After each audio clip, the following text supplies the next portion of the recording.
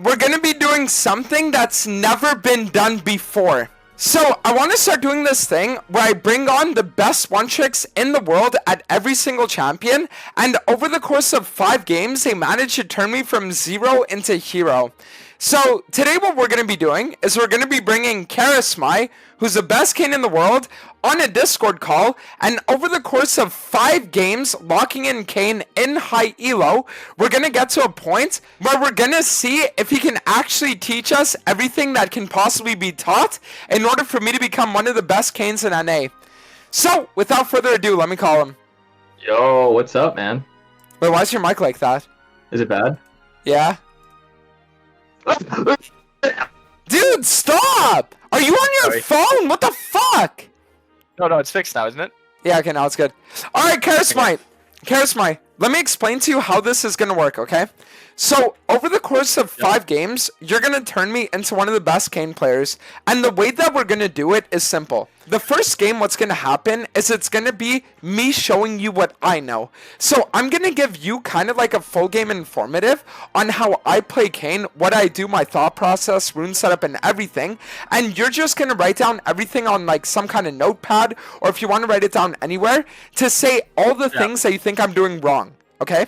Okay. Then, after the first game, what we're going to do is we're just going to go over the things that you think I'm doing disastrously wrong, and also, like, little things I can do to, like, better what's happening. So then, over the course of the next 3 games, what's going to happen is you're going to live coach me.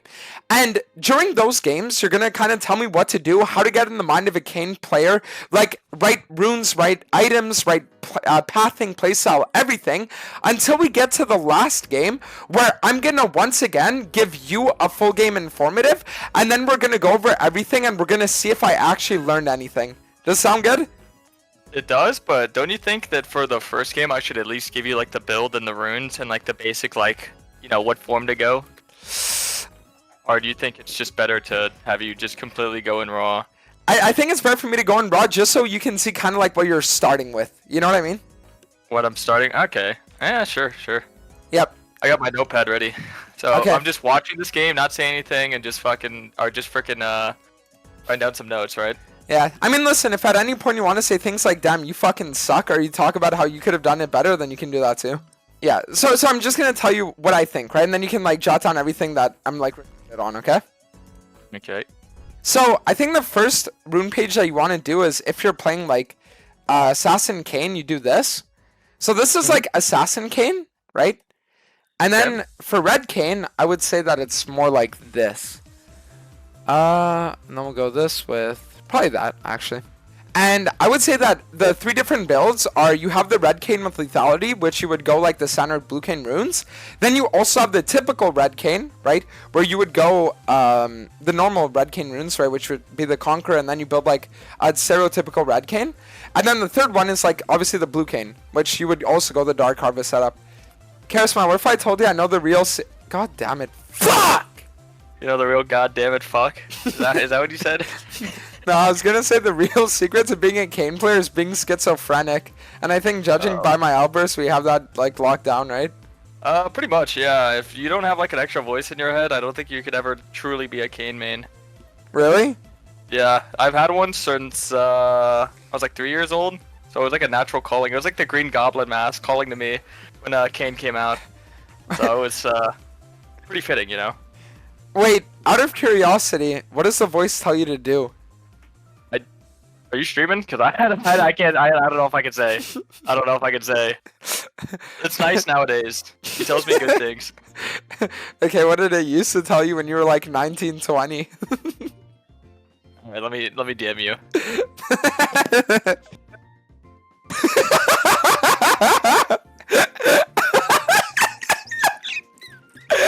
Wait, really?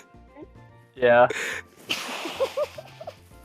Wait, Okay, how many years did it tell you to do that for? 4. It was a dark time period, I'm not gonna lie to you. Dude, no. Dude, my ass could not go off medication, that's all I'll tell you. Wait, really? Yeah. Wait, what if one day I lock you in a cage and I take you away from your meds, and then anytime anyone pisses me off, I just let the Karasmai cage open? Jesus. Wait, so first game I literally just do nothing but write notes. So I don't even say nothing. Nope, you just listen to everything I say. Alright! Okay, so I think what we have to do this game is we definitely clear towards bot. Just because, like, Vayne is going to, like, perma-shove in, so bot is, like, the easiest lane to gank. And I think we'll probably just, like, play for full clear, honestly. Because, like, actually, no, we're going to do 3 camp. Like, our bot should get shoved in because they're double ranged early. Which means that if their bot shoves in, then we can just go for, like, free ganks and get free kills. So I'm just going to make sure you, like, just talk about your thought process as you play. I'll just be listening. Yeah, okay. So now what I'm going to do is I'm just going to, like, look towards bot, see if they're even walking in. We had vision on Pantheon earlier though, so if I decide to invade him, I think it would be completely fine. So I'm not using my E here just because I don't need to. And then I'll just Q over the wall. So I'll just wait a little bit and then I'll ping them. I'm going to come in.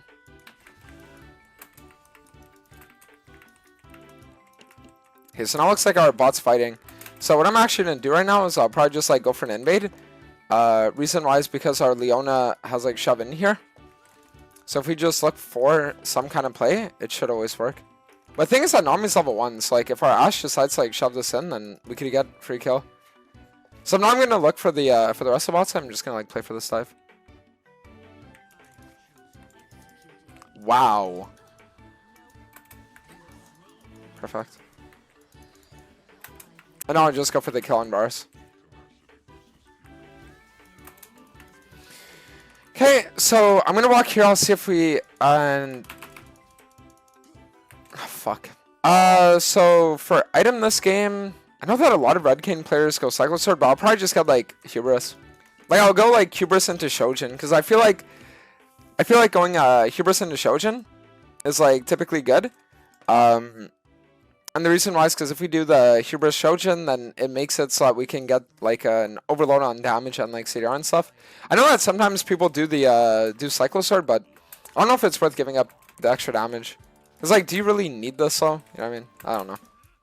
So now what I'm gonna do is I'm just gonna play for the Gromp, and then after that we'll look for the Wolves into the Raptors, and then we'll just keep playing. Like I could also look for the invade on the Pantheon's top side too, but there's something that's worth it. Whenever I start killing camps, I always do like auto into Q though. I'm not sure if that's right, but it's like if I'm ing over the wall, then I just go like auto Q because I just cancel my auto animation with my Q. So it looks like the Vars is super low. So it looks like Pantheon's over here, so I can assume that his bot side's coming up. So what I'm gonna do is I'll just take the Krugs, and after that we can invade bot side. Okay, so I think I saw Crab up, so I'm just gonna do this. Normally I know that it's not good to like E into the river to contest crabs, because if you need to E out then you don't have it. But the only reason why I feel comfortable using it is because the Pantheon was seen topside, so if we go for that now, then it's okay. And then now I just ping my Leona invades us with me. Okay, I would say I'm going for the rest of the bot side, but I'm just gonna go for this instead. So I'm just holding on to my W here, in case he has like flash or anything. And then, perfect, get that. So now what I'll do is I'll just play for the rest of his bot side, and then after we can look for a dive bot even. Alright, perfect. So now our Leona can just walk up. I'm not gonna bother chasing because I don't have a minion wave to back me up there. Actually, fuck.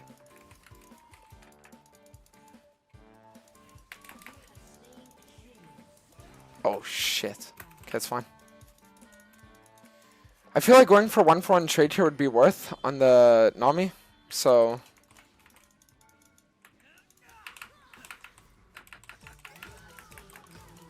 Perfect. And after that we'll just do this.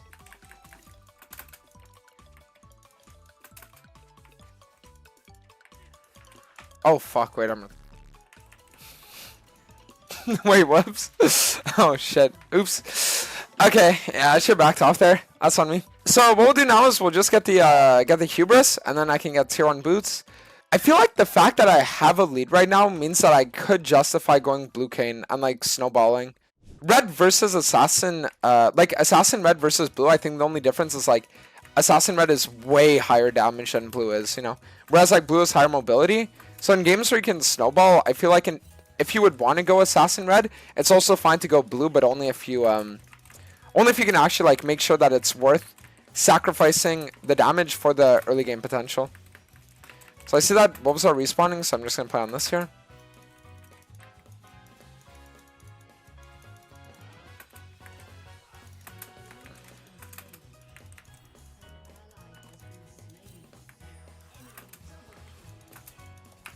I mean, I'm a fucking read.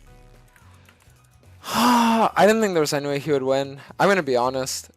Alright, so now what I'll do is I'll just get the Onion Boots, and then so now I'll see if Pantheon's around here. Can look on this. Alright.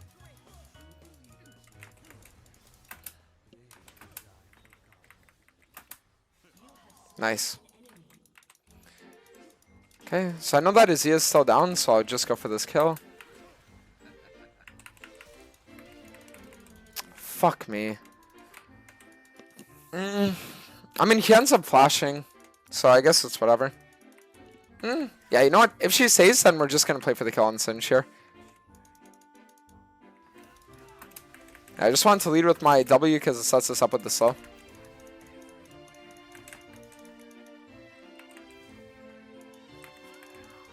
I'm a fucking... Oh! Nice, calculated. So what I'm gonna do now is I'm just gonna play for the clear. If I reset right now, I don't really feel like getting 1,000 gold worth of items is like justified, considering how much like tempo I would lose from just straight up running towards the blue.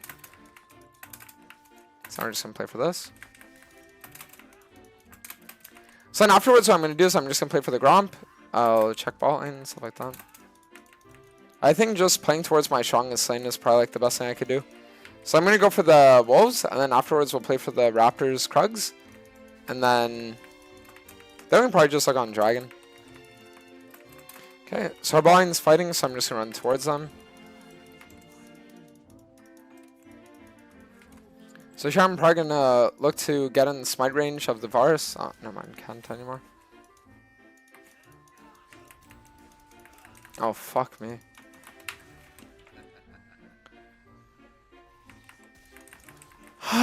Wow, okay. Well, if I would have just backed off sooner the second I saw Pantheon ulting, I would have been able to live. So I'll just grab the Onion Boots now, and then afterwards what I'll do is I'll... honestly think Edge of Night is pretty good this game. So I'll go like Edge of Night into Serolda's here. So we'll grab this right at Dirk, we'll get Edge, and then we'll get Serolda's. So I'll just play for the Krugs, and after that we'll look for the dive bot, play for the turret.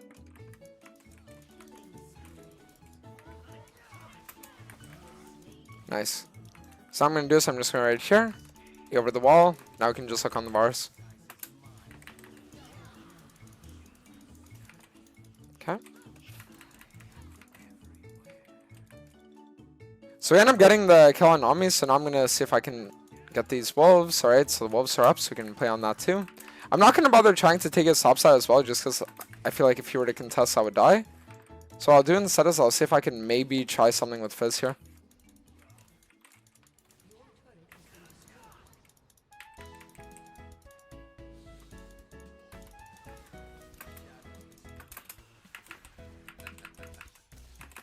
Okay, so we weren't able to get the Vlad. So I'm going to do now is I'm just going to take my Wolves on Gromp, and then afterwards I'll see if I could find kills on Singed. Because like the thing is I just want to path for farm and then also try to get like any free kill pickups I can find. Invading their top side would also work here too. Simply because the... like our team is in a position where it can actually like work, you know? Nice. So I'll just E... even though I don't go through the wall, I just get the benefited movement speed, so I just run out. So Pantheon was last seen top, so I'm just going to ping my Leona to wait in this bush. And then now, afterwards, we can just walk into this. So I'm not going to use my E here, just because I don't want him to know I'm here just yet. And then now we can go for the kill. Perfect. But before I reset, looking for a top play wouldn't be bad either. Especially with our teaming in this position. Sorry, I didn't want to limit test my W there. Oh, fuck.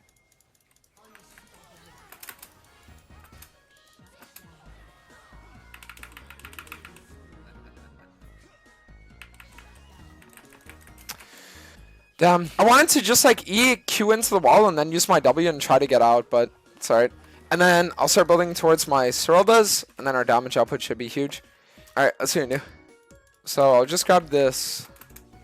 I'll just grab the Krugs, and then I'll shadow the Vayne side lane here. So I'm not going to walk through lane because I feel like going through the jungle and then playing for a play over here would be way better. Okay. So now that we see Vlad here, what I'm going to do is I'm just going to see if I can play away from everything. Like, they're probably going to try for a dragon, and I feel like we should probably contest it because I'm up a lot of gold and levels on that. So what I'm going to do is I'm just going to drop Herald bot so that we can get pressure bot lane just with the Herald existing. And then I'll see if I could kill the Vlad or go for like a lot of damage while his team is distracted elsewhere.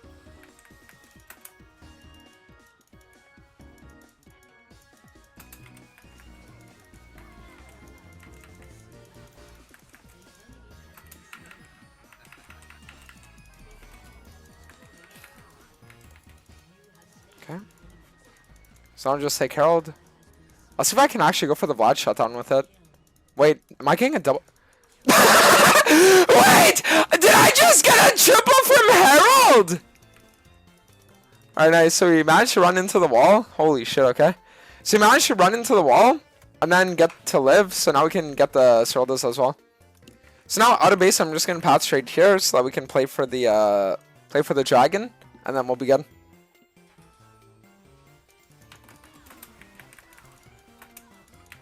So I'm going to E here.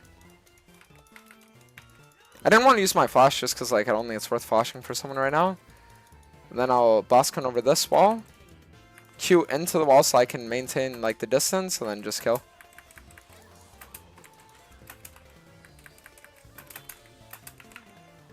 Fuck. If I could have gotten my ult off a little bit sooner, I'm pretty sure I could have killed him too. So that's a bit unfortunate. So now what we're going to do is... I don't feel like Serpents would actually have that much benefit here, so I think the next item that we're going to go for, honestly, probably Opportunity. Just because I feel like overcapping lethality here would actually be like pretty decent. So even though Atacon spawns bot, I don't really want to look for the Atacon right away because I have like camps up top side, and I feel like I should be playing more towards like side laning anyways. So if I could go for someone that's like top, it'd be good. I'll shove out another wave and then I'll see if I can play on the inner turret. If the enemy team trades Atacon, we get a lot of like resources off it, so I don't even think it's that bad. And then I'll see if I can find Singed. So it looks like the enemy team is all postured bot side, so I'm actually probably just going to play on the top turret here. So I'll just walk through, we'll proxy this wave, and then after that we'll just play for it.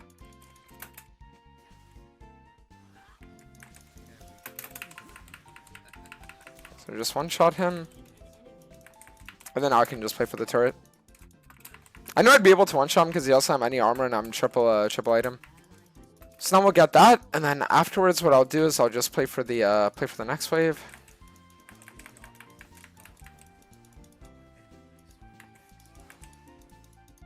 Okay, so if I were to flash get an auto attack on Panth, I'm pretty sure he would die.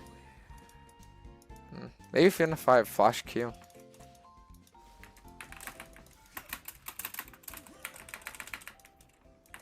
Perfect. Nice. And then what I'll do is I'll probably just like play for reset now. So I got a lot of gold off that so I can get my opportunity. And then last item, I honestly think Death Stance could be decent. Because like it's a lot of AD and I feel like overcapping even more lethality isn't really going to do that much. So I feel like at this point I could either do like, I could probably do like GA and it would be nice. But I feel like Death Stance might be better. Just because I can like kill them. So we see Vlad splitting bot here, so what I'm going to do is I'm just going to E over this wall, play for the kill on him.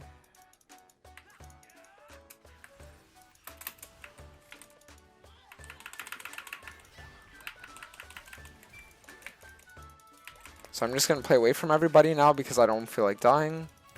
Going to Q into this bush.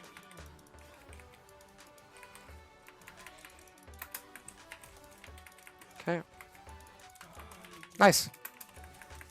And then now we can just play on the red and then also get the, or play on the enemy's blue and then also get the dragon.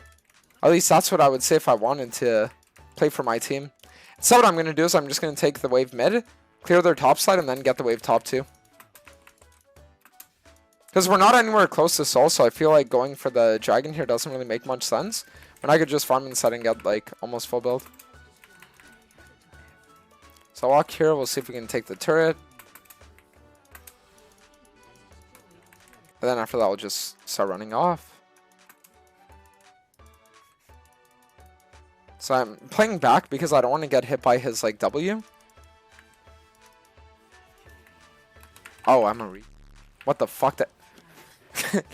Yeah. Okay, so Ash just 1v4s her team now. She can honestly 1v5 this. Oh, never mind, she doesn't auto. Okay, so now what I'm going to do is I'm going to grab a Steel Sigil. And then out of base, probably just going to look for Baron. I feel like we could end the game easily, but I'm close enough to Death's End, so I'm not going to get an Elixir. Okay, so then we're just going to play on this Baron here. So I'll just walk through here, see if anyone walks into me. Looks like Vlad is walking up without his team, so I'll see if I can find pick on him.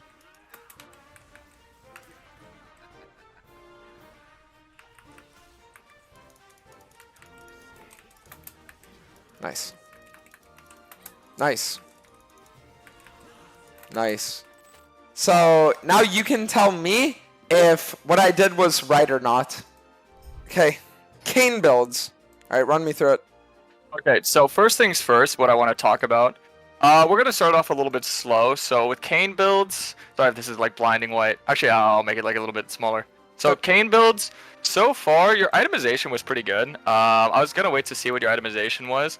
I agreed with basically everything on Blue Kane until the last item, DD. I think GA has a little bit higher value because it guaranteed at least one team fight win. And then you could always sell it when the CD's down and trade it in for DD or whatever item you want. Okay. So other than that, itemization was good. I think Hubris definitely fits your playstyle. So your runes, I think you went Conquer, Inspiration for red, and then Dark Harvest and Precision for blue. Yeah. I actually prefer Dark Harvest Inspiration because it's a little bit snowballier. But I mean, if you're playing as aggressive as you did early game, it's honestly not bad. So it can work. I think your runes and your itemization was fine for your playstyle. Okay. And little things I noticed, so your pathing was Raptors, Red, Krugs, look for bot invade. This is, obviously it's a situational pathing because you were given a situation where you had a CC support against a double range bot lane, which means that you did have the capability of ganking bot and you did find the success. So that works out perfectly fine. I think just for a little bit more consistency, I like to do full clears, but if you are in a situation where you do have an early gank that you could pull off, Kane is great for it, so that's perfectly fine. Alright. You didn't farm blue and Gromp at the same time. That's just a little like tactic that you kind of want to get used to. Yeah, like Wing I've seen you do Gromp. it before. Yeah, I've seen you do it before, so I know you know how to do it. Auto into Q, I heard you mention that. That is correct. That is exactly how you want to do that. And you also work queuing in wall, which is very good. Let's see what I write down here. Enemy jung chose top, so you invaded bot jung, which is perfect. And you saved your E as an escape method, which is also great. 6:30ish, you approached a bot dive. Oh yeah, so when you were level 5 and you had like 70% of your orbs, it was a good idea to look for that play, but you were one camp off from 6. And if you had 6, it makes that play just way more consistent. It makes the play a lot more safe. It did wind up working out, but I remember you overstayed and died taking the wave, which is a very Kane thing to do. But it still was a great play all around. It still was a great play all around. You decided to go blue form first since you were snowballing it, which is perfectly fine. That's exactly how you do that. Cooper's first item was great. 8:30, you died fighting a level 8 Vlad while you were level 6, and you also had no ulti. So this is probably the biggest thing I'm going to talk to you about. And we could also go over little like minor things if you want to review the game. But one of the things that I notice is just your lack of consistency on timers, because whenever your ult is down, you want to hard prioritize farming or just uneven fights. So forcing like 3v2s, 2v1s. You took a 1v1 while down 2 levels and not having your ult. If you had your ult, you actually could have won it. And it was like 6-7 seconds away. So literally just those timers will, that alone will make you play like 20% better. Okay. So yeah, I even wrote that down here in all caps. Always post form, look to farm with ulti down, and with ulti up, look to make plays. Or obviously, if you have number advantage, you can look to fight without your ulti. It's fine. But 12 minutes doesn't factor in Pantheon ult. Oh yeah, so one of the things is that you didn't have 2 or 3 items. So until you have around 2 or 3 items, you can't really look to force really crazy fights. So the whole thing about Kayn, like the whole premise of Kayn, is that even though you had your form, you're not necessarily ahead. What you have is a heightened amount of mobility. And with that mobility, you look to force uneven fights. And by forcing uneven fights, you build so much gold and XP advantage, then you can start to look for like crazy 1v2 plays. So at around 12 minutes, when you went for the play in bot lane, after seeing that your bot lane both died, the smartest play would have just been to look to catch your Krugs, catch the bot wave, reset, and then farm your top side. And just also not factoring the Pantheon ult, like you would have been fine to not die, but because you didn't factor in Pantheon ult, you died. And dying more than like 2 or 3 times on Blue Kayn will lose you games when you're playing in like the challenger ranks. Like you will lose games if you die more than like 2 or 3 times. So this is something that I think is like the biggest thing to just pay attention to, is that your goal post form isn't necessarily looking to like force these crazy fights, but looking to force through your team. So you're just always looking to play off your team, and then when you have CDs and when you have leverage, then you can look to force those crazy plays. Okay. And let's see, 14 minutes in, you couldn't kill Vlad 1v2. Yeah, see, that's kind of a byproduct of what I was talking about, because your CS and XP was just too low from being dead and not being on the map. Yep. The aggressive playstyle is perfectly fine, but just, yeah, that whole situation, I cannot reiterate that enough. That is super important towards the mid game. Okay. And 60 minutes did Rift, which was great. Since T1 towers are still up. If T1 towers were down, you wouldn't prioritize Rift. I heard you talk at the end there about like not doing the dragons, but prioritizing gold and XP, which is extremely smart because that's how you end games earlier. You don't want to go post 30 minutes with Kayn. So you have the right idea, but yeah, just a little minor thing. If Rift is up and you already have the T1 towers, you just prioritize invades and kills. But they were up, so it was a good play. And then you fought kind of in an awkward spot and you got 4v4, which honestly wasn't a good play because it got more value on your team than you. And the issue with that is you're not on the map and you're not getting gold and XP and you're going to get outscaled. Yeah. By like a Vlad and whatnot. You're not gonna be able to kill them if that guy itemized like perfectly.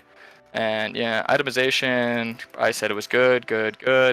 Boots always after first item if you're gonna go hubris first. And I even mentioned here that hubris fits your playstyle more, so that's perfectly fine for you to do. Yep. Oh yeah, 4th item you went opportunity instead of serpents, which I actually think serpents would be better for killing Varus because he had barrier.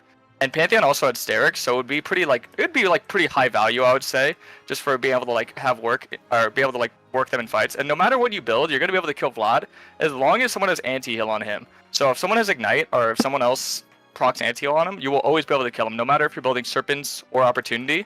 But Serpents is gonna make it so you can kill Varus, because you're not gonna be able to kill Varus with just Opportunity. Being able to break through that entire barrier basically instantly is going to guarantee a kill on him. Opportunity unfortunately doesn't have the damage to do that, but if they didn't have shields, Opportunity is a great item. Yeah, it would have been perfect. Okay. Yeah, then GA, and then yeah, 24 minutes in. I mean, I think you remember that when you just went to their base after you got the tower. You're kind of just dicking around instead of resetting. You had like 2k gold. Could have just reset, sweep the pit, played for the Baron.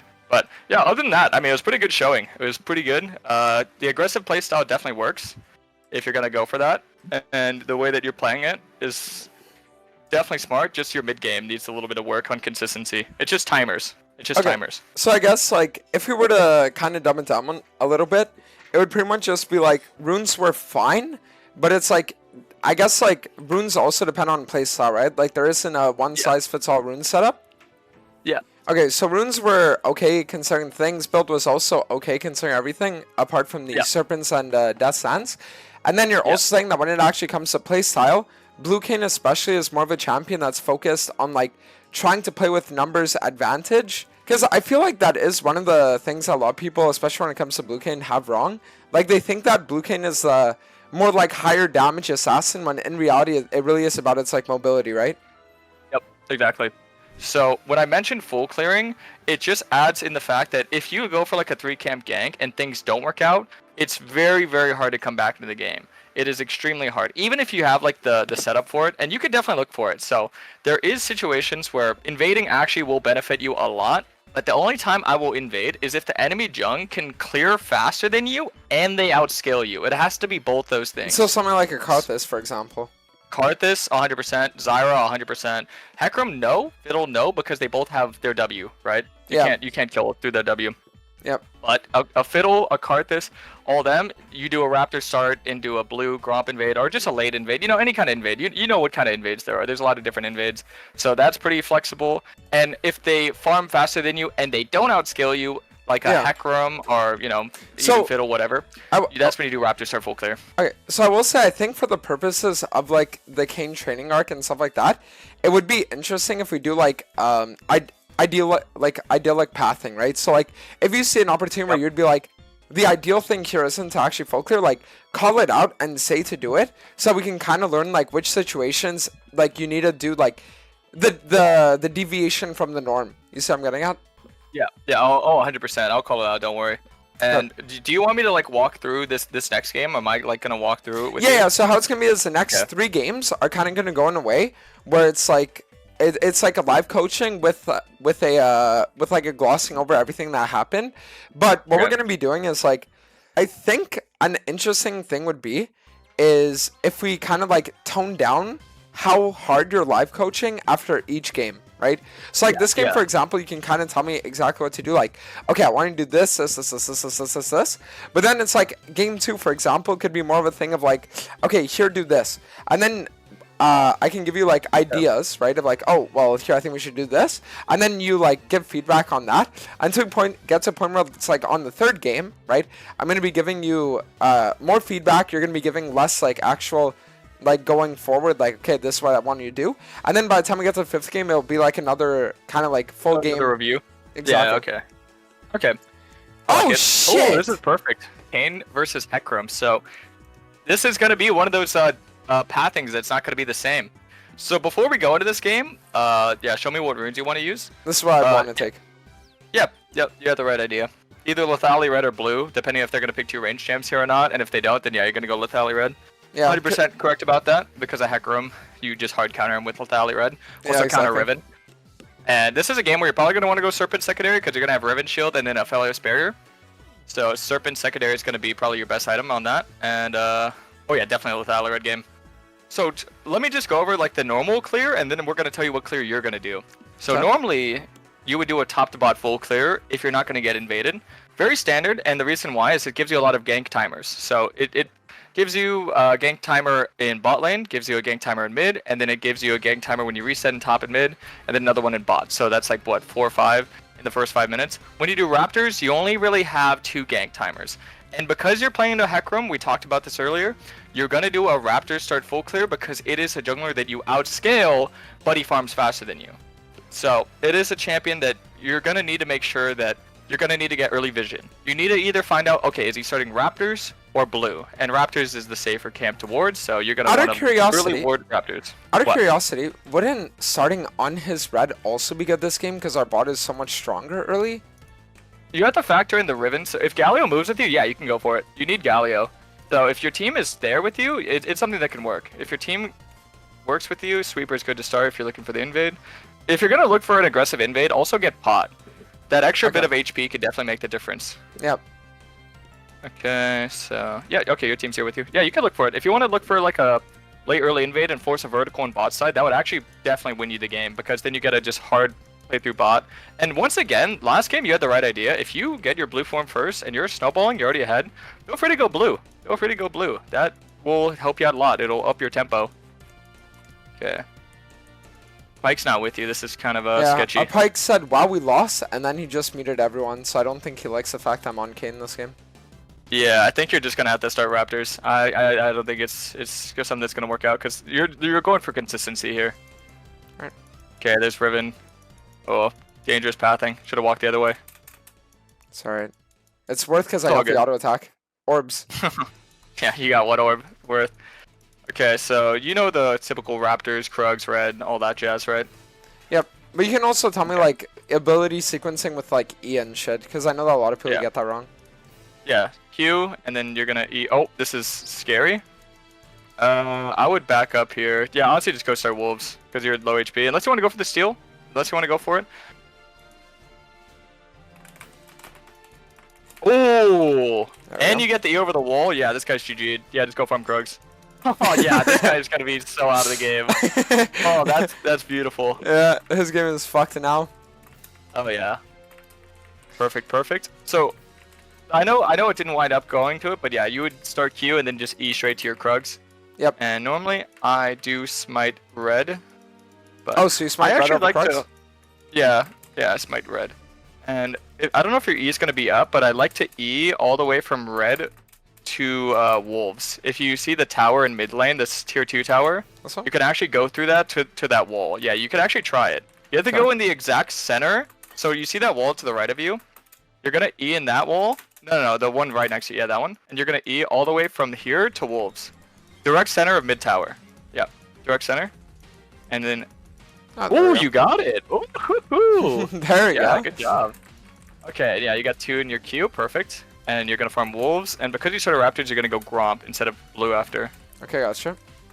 Yeah, that way when you're second clear, you're gonna farm your minor camps a lot faster. Yep. Because this is definitely a farm heavy playstyle. And so your gank opportunity is actually gonna be mid lane. So the lane that you want to pay attention to the most is mid, because you're gonna do bot scuttle and then cross through to make sure that you're getting your raptors. Because when you start raptors, you have to always defend your raptors. So right there, if you want to do a farming 2 camps same time. Yeah, I could have smited the whenever blue Gromp- earlier. Yeah, no, but whenever Gromp is sub 400 HP, that is when you smite the blue and then you auto it twice, and then you can Q both blue and Gromp. So Yep. sub 400 HP is what you're going for. And now you could just start this, perfect. And you do have your E to get away, just in case anything goes bad here. You don't see Hecarim. So yeah, and now you look through mid. And if there is a play there, that's kind of what you're keeping your eye on. Now just keep in mind that Hecarim could be there, he's not. He's So this is look for play in mid, maybe get a sum, and then look for top scuttle. Alright. Okay, that's good. What we call a orb gank, pressure gank. You're at 36 CS. And then we just found And the you rest get of your our raptor topside strokes. reset. Yep. I mean, we could even look for a kill on Hecarim here if he walks mid. Yeah, if he walks mid. I would say farm. Oh, wait. No, he's. Yeah, actually you can. You can. W both. Oh, you should have led him with W so you hit them both and then you could have queued them both. All good? Ian wall. Oh, perfect. Yeah, There he we just go. walked right in your hands. Yeah, no, this game's already over. Oh no, get Raptors cards. Get Wait, Raptors wait. cards. You can see the map. You You sure? can see the map. You can see the map. Yeah, Okay, see the map. because the reason why I was saying resing was because if I reset, then I can do like Krugs to Grom full clear. Nah, it's better to do this because then you can look for the dragon play and you can look for a bot play after. Oh, You can look okay. for a bot mid play and dragon because you already have mid sums. Mid sums is used, and you can also look for that force on the objective. Whenever you have a lead like this and you're playing Red Cane, the way that you win games is just perma-fighting objectives. So if you can get the objectives this early on, the game's already over. You have a lead, you're not gonna you outscale as well. So Yeah. you're gonna be able to carry team fights. You can quite literally 1v3, 1v4 with this itemization. So yeah, and I would go Voltaic if you want to go Hubris. It's up to you, but I think Voltaic's just better because they're high MS. Yep. And after you finish Voltaic, you will get tier 2 boots. Now you actually don't use your E right there. You see this terrain you're coming up on? You use it Oh, you there. want to use that here? Yeah, there to the wall, to the bush, to the other bush, Okay. or gotcha. to the wall. Oh, Alright, we're good. Okay. Look mid. Always keep eyes. So at this point of the game, you could definitely look to just like swap, like jump from camps to go help your team, if necessary. So right here, yeah, if you want to go and just help them out, you honestly could have skipped the camp and just ran straight there because your E. Now don't use your E early like that. Save your E for the angles on ganks, right? So just walk in and then save your E for like when you're at this point. But yeah, Okay. there you go. And yeah, you could definitely see that Kane can play aggressive when he is ahead like this. So being able to like look for these plays, you could be a little bit more on hand, I'll say. This is a good look. Okay, E over. Perfect. Nice. Oh yes, great. Great use of W. I like that you hold your W. A lot of people waste their W and they miss it. Yeah, it's kind of like Jarvan, you know, when people like Mhm. EQ in instead of a. Exactly. And this is bot dive. This is bot dive 100% because you have your ulti. Hecarim's there to the left. And if you want to fight somebody, you get form. You do get form. Hopefully your team just bails you out. I don't know if I'd go crazier than that. Wait for Pike. Ah, dang, if that hit. Look how close you are to form, though. It is very tempting to want to in for form. The thing is your Pike has to play well. You do have Galio. You do have Galio. I think go for it. I think go for it. Yeah. Nice. Galio's not ulting. I don't know why. I think you get a kill though. What the Okay, fuck? that was crazy. I don't know why I didn't ult. But, oh, look how close you are to form. That's so sad. Wait, maybe Wait she for your walks next in. E. You have to wait. Oh! Hey. Oh! Okay. Yeah, this game over. I would reset instantly and get dragon. Okay. Actually, no, get topside into your dragon. Yep. Top to bottom full clear. Ignore grubs, honestly. Yeah, top to bottom full clear works.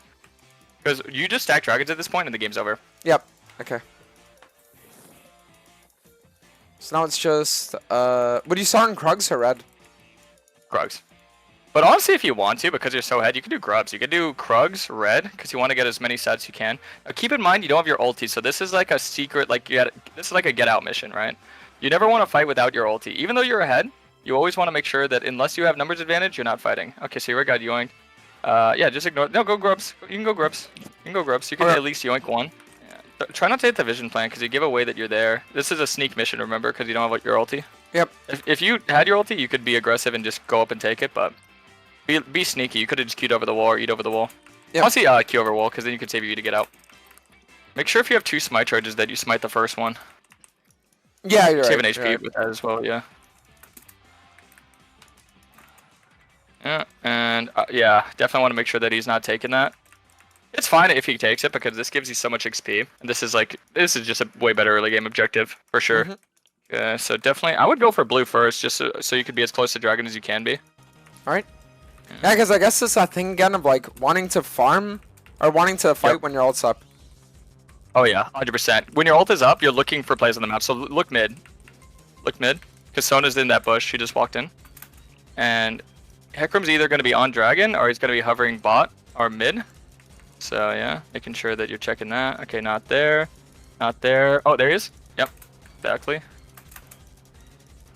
And because you have ulti, you could be a little bit more aggressive here.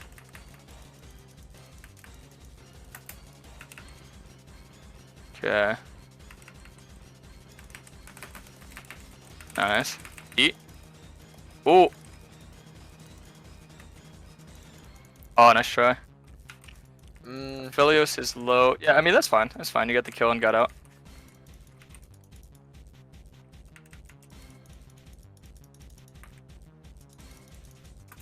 Ooh, okay. Fuck, I'm dead.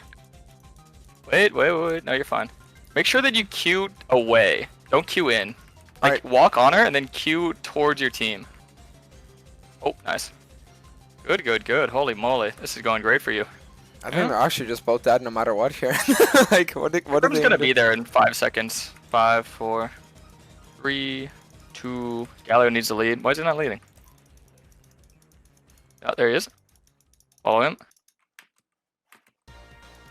Nice.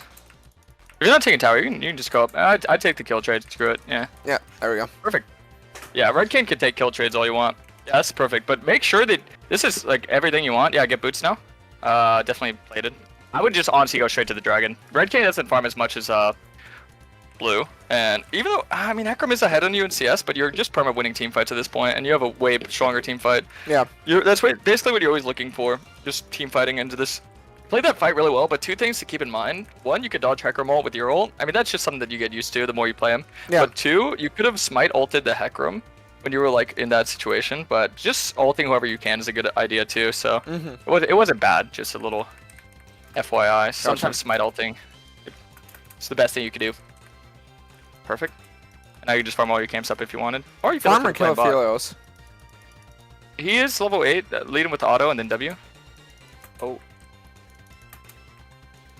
Oh fuck. Okay. Now, What? 2 things there. Yeah. You want to auto and then W, because then that. Oh guarantees yeah, that you're right. Because I used Yeah. Q first. Yep. Because you're using the voltaic slow, and then you could have queued in the wall, which would have hastened your Q animation and would have got you an extra auto there. Okay. But Yeah. it's all good. Yeah, and Serpents here second would be great. Now, odds are that this Hecarim, if he's good, pick your top side. So going there, just keep in mind that you might not have your camps up, but if you did take it, his top side camps is going to be spawning soonish, so you can maybe go straight to his wolves. You can also look for the play in mid, depending on when your pike's there. Now, keep in mind when he's going to be there. 5, 4, 3, 2. Yeah, you're going to be at a perfect angle. Smite. Q. Oh, there you go. All right, there we go.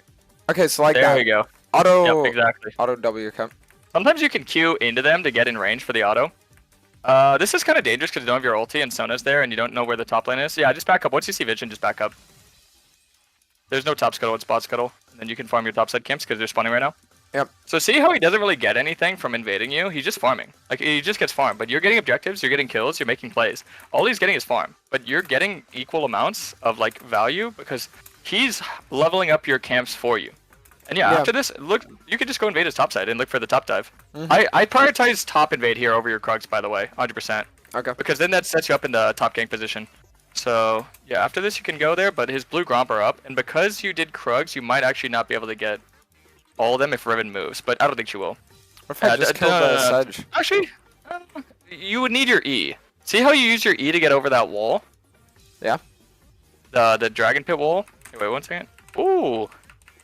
Okay. Okay, this is a perfect case example Yes. of why you want to... This is just like something where you have the right idea, but you're just getting comfortable with the mechanics. So after you're done with your camp, what the ideal play there is you farm reds, you queue over the Dragon Pit wall, and then you see that big wall right in front of you, under you? Yeah, under your this here. cursor? Yeah, you save your E for that wall. And then you can look to get on top of them. You can guarantee the auto, you can guarantee the W, you can guarantee the kill. And then you also have time to go for the blue Gromp invade. As opposed to, you know, going for that play, getting a 1-for-1 using flash. It's good for your Vayne, but it's bad for you. And when you're playing Kayne, you're always playing for you. Yeah. Red Kane's a little bit more team play, but the way that you play through your team is through the objectives, right? So everything you've been doing, perfect, but see, that's just a way that you can kind of have a little bit more insurance. Yeah, exactly. Okay, so now we'll probably just look for the rest of this, and then after we can look for the bot side invade. Yeah, that's fine. I also want to go for the top side objective, but since top tower is already about to drop, I don't think you really need to. I think Dragon second is just the way that you're going to win this game. I would just make sure that you have vision on the Rift. This way sometimes I'll get a control ward and do it myself, but you didn't really have a room for it. Because having a control ward for the... Oh, he's on it. Nice. Galio's not moving. Yeah, just back up. It's all good. It's all good. Okay, so it's 4v4 down here. Yeah, Pyke leading in. Yeah, exactly. The way that you're seeing these fights is exactly how you want to play it, because Red Kayn doesn't have engage, so having someone lead you in is the most ideal thing. Okay. You can carry any fights, but as long as someone's engaging for you, because if you go in losing all your HP, you're just going to be useless. Yeah. Yeah, you already farmed his top side. The thing is, when you're playing against a Hecarim, he's just going to farm everything. He's just going to farm everything. So you kind of just keep that out in mind. And you could look for maybe the top gank. Yeah, use the wall.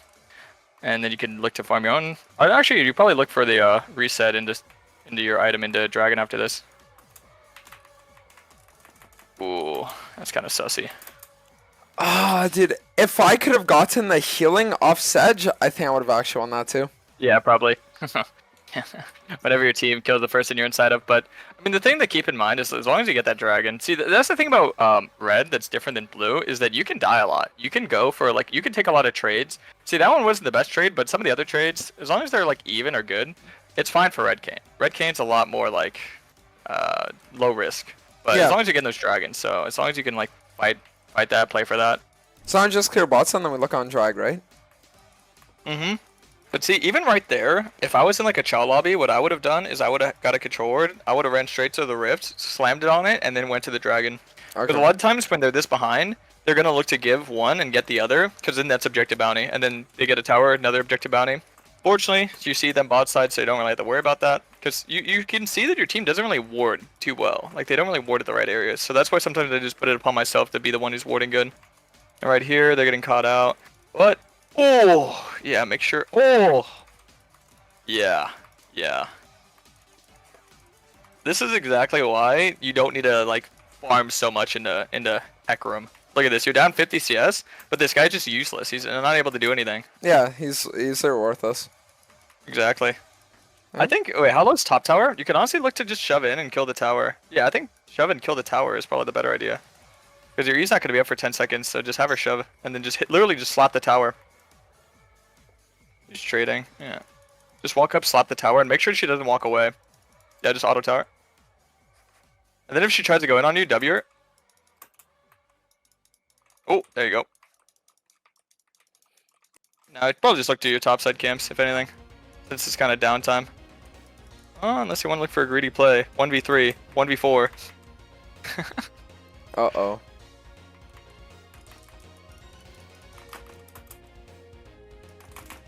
Oh, that cannot be right. Should I have W'd behind me? No, I think that's just a play you don't look for. Everyone on your team was reset. You can just go farm your camps. Yeah. Crazy guy. I know what Dude, you trade 1-for-1 and use flash on a Sona. Yeah, but on the bright side, we make this Sona miserable. That's true. You did make her pretty miserable. Okay, so now I should probably just look to play around the Herald, right? I honestly wouldn't. Play around the dragons. Just making sure that they're not getting it. You can kind of keep it up, and if they ever want to go for it, you could just fight them on it. Just looking to like try to fight them as much as you can is the right idea, and looking to stack up our dragons. Because you already got all the T1 towers. Any tower that you can get just from fighting. Yeah, okay. Otacon would be good though. Otacon did just get a buff, so you could play for the Otacon here. Could look to like pat down for that. Yeah. Kind of look for this invade. Keep in mind that you have no one backing you on this invade, so it's extremely greedy. Okay, you see 2 top, you're fine. Yoink. Nice. Yoink. Mine now, fucking bitch. Krugs, Otacon, Scuttle. And you're gaming. And you're gaming.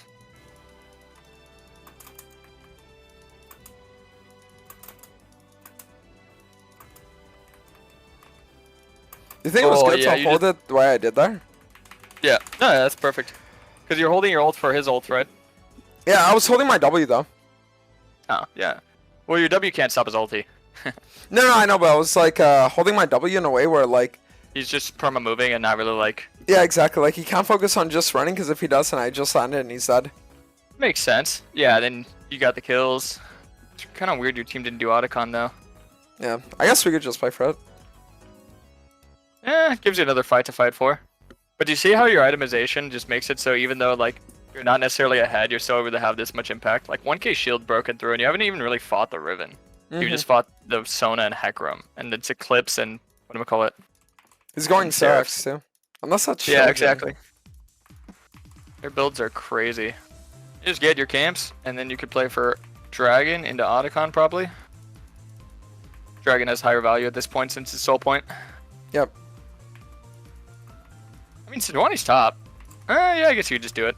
And you probably do Otacon first. It's funny because you could definitely see the enemy team is like mentally not all there, but there's still like 2 people trying to win. Yeah. I'm just Exactly. gonna invade your top side. See, this is another situation where like, I guess you could have started the play out by just farming your top side, but you rushing the objectives just applies more pressure, and you've seen in the past 22 minutes that this guy getting all this farm does nothing. It doesn't change the game. That's how good Redkin is in these type of matchups. Melee champion, especially like a Hecarim. Yeah, because you can afford to just not have as much impact, but because you bring the utility with your W, it doesn't matter. Yep. Exactly. Is what I'm doing troll right now? Yes, because Pike and Hui and Vayne are reset. Fuck. But if someone's topside, you can look for something. Yeah, when you look for those plays and you see on the map, I feel like you just need to look at the map. If your team is there, you can look for it. If they're not there, don't look for it. Yeah, it's Pretty just much I it. have this like ADHD autism where I'm like, let me just find something to do. Yeah, pretty much. But Kayne actually works for that most of the time. As you can see, most of the time there is stuff to do. It's just in those like exact sequences, there isn't really much. But as long as you can avoid like dying in those situations, you pretty much just always have this leverage. Right here's good. And good, good, good. Nice. Get the ulti. Get a big W. Nice, got her flash. Focus the Riven. Oh, look at how much damage you deal. It's so satisfying. Oh, killed a Sona Bona. Hecarim does nothing. The guy's so Look at fucking how- worthless. Yeah, look at how easy this matchup is for Kayne. It's actually Not- so great. I'm telling you, dude. Like Hecarim into Red Cane is the worst thing on the planet. Yep, it actually is. Okay, and you get mid tower. You can get mid inhib. It's Baron timer. Inhib's perfectly fine at this point. And honestly, you could probably go for bot tower with Vayne if she wins the 1v1 against Sejuani. There's nothing else mid here, so you can just back up. Yeah.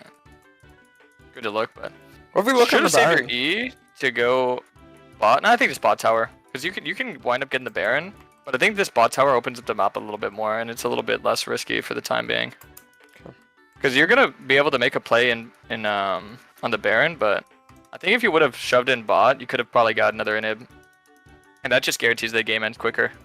Because then you're applying so much pressure on the map, and then you have Baron and Dragon.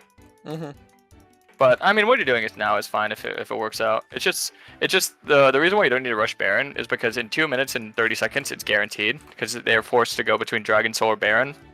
If you have two inhibs pressuring them, then it's really hard for them to be able to like catch bot wave, catch mid wave, defend Baron, and then also they have Dragon coming up in like a minute. So it's fine, but I think the bot inhib would have been the best pressure play. Okay. But you guys probably win no matter what at this point. Should be free, then you just 5-man top after this. Don't even reset, just 5-man top, literally, because your entire team's on reset. Yep.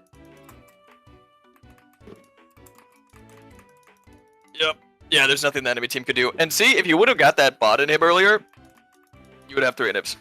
Yeah. But it's fine. You're going to wind up winning no matter what. It's just about hastening. Because, I mean, Red King doesn't fall off, so he's not as, like, risky in that regard. But if it was a Blue King game, you definitely want to make sure that it doesn't go post 30 minutes. So you're approaching, like, 26 minutes. But with high MS, you would have been able to make, like, 2x the plays that you made this game. That's what's crazy about Blue King, is once you, like, fully perfect that, yeah, your potential is just limitless. And, yeah, look at Hecarim. Well, that champ looks fucking broken with Eclipse Cleaver. Oh. Okay. Should have insta smite ulted and then auto W, but it's fine. Yeah, I was expecting him to come in like 2 autos. Alright, and you win the game. Perfect. Okay. That was a great Red King game. So I guess it was really just like the fact that I was just making plays like without numbers and shit, right? Like again, just kind of wandering off on my own shit. Yep. And then also, I guess look at your damage. Look at your damage you dealt. That is what good itemization looks like. That is how you know you itemized perfectly. You had 6 kills. Like, I wouldn't even say that, like, look at your damage. Yeah. And look at, like, self-mitigated, too. I'm pretty sure you and Galio were, like, the top 2 who tanked. Oh, yeah, damage taken. Oh, my God.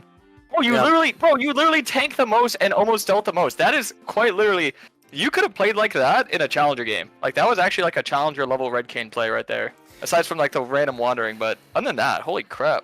That was good. Yeah, but I think the big thing for me as well is like with Cyclo Sword. But what I'm wondering is like when it comes to Cyclo Sword, how do you know when you go Cyclo Sword versus when you go like Hubris or some shit?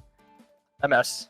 If they look at the Hecarim, very high MS. Riven, very like if they're hard to get on top of, because you saw a lot of the time, you had really good engage. You had Pyke and Galio to like kind of set you up for engage.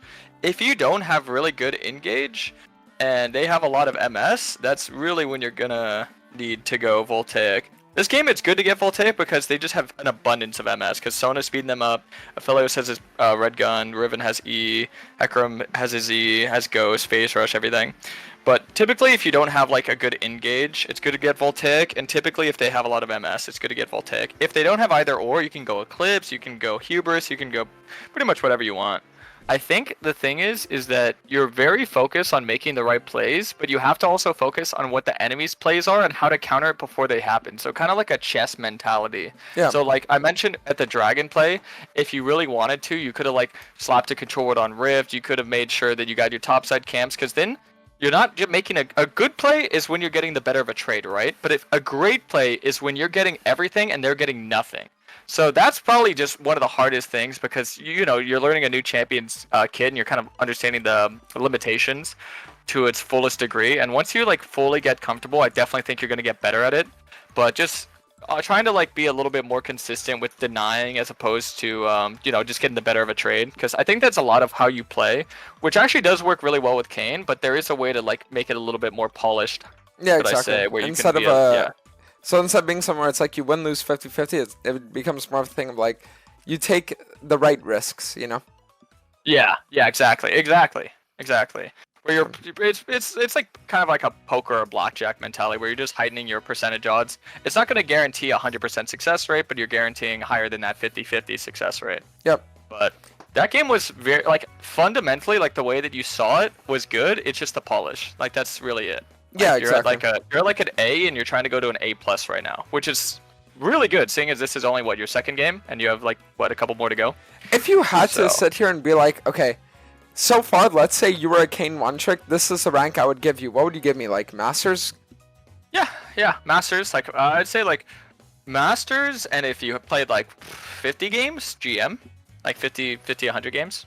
Okay. If you get like fully comfortable. If you played like, honestly, I think you could improve pretty fast with Kane.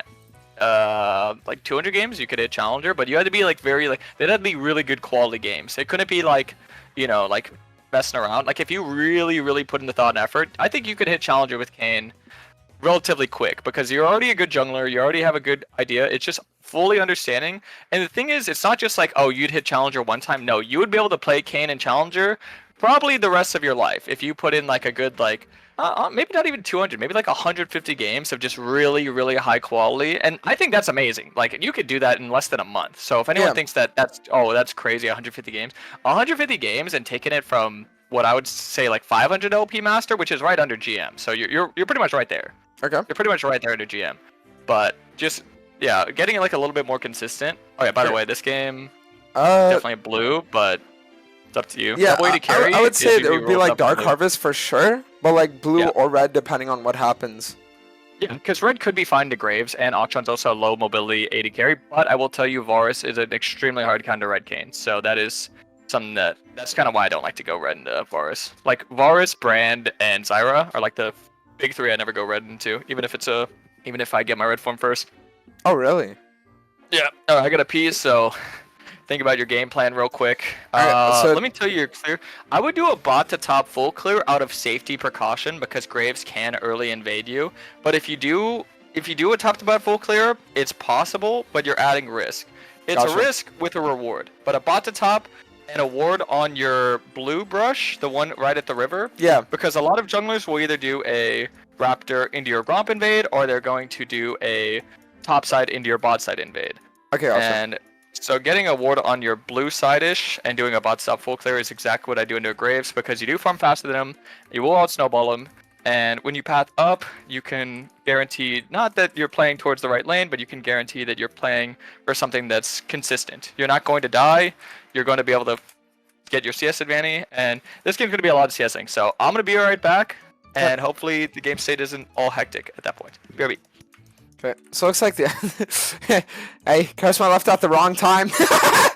Bro, he's like, yeah, just make sure the game's not too hectic, and then the fucking the enemy invades my bot side.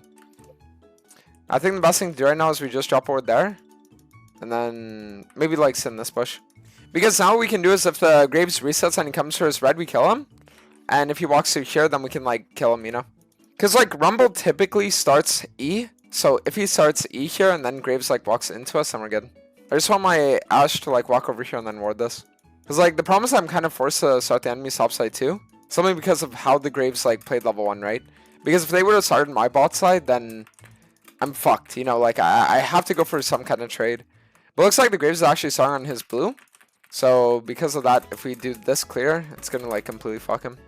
I'm gonna be honest though, yeah. I'm probably just gonna like not use my smite, and then I'm gonna go for the Raptors as my third camp. The reason why I want to do as my third is because like if they would, for example, be ghosting, and then I go Raptors into Krugs, then Ambessa could have shoved this wave in and then rotated on me. But because I do Krugs as the second camp, it makes it so that play doesn't become possible for them anymore. Alright, I'm back. So I'm gonna just guess what happened without you telling me. Okay. I assumed that their jungler or their bot side showed in bot side, so you were afraid that they were invading your bot side, so you went to go invade his top side. Real. Is that what happened? Yep. You got it. Yep. This is good. This is good then. This is perfect. Okay. So you're in the vertical setup, and yeah, as long as your team doesn't die, you will outscale, you will out-snowball this matchup. Now, when I'm in a vertical, especially with lanes shoving, sometimes I'll actually level up my W, level 3, just because the gank potential. So if you look top right now, if this guy's like sub 70% HP, the Ambessa, she's not. But if she is, she's gankable. Yep. And could remember, This don't looks like forget Graves to on my farm those bottom. 2 camps same time. Yeah, no, I know. It's just because I was worried that Graves might be like running towards me. That's why. No, you don't have your W. You don't have your W. Okay. Not possible without your W. So never gank unless you have W. Yeah, 100%. Unless they're like 1 HP and you could just like flash Q on them. Something. Yep. You can look mid for a little bit because you have 5 seconds before Graves can get there. That's early, your time window is 5 seconds, but top gank's the right idea. And approach from that right wall next to you.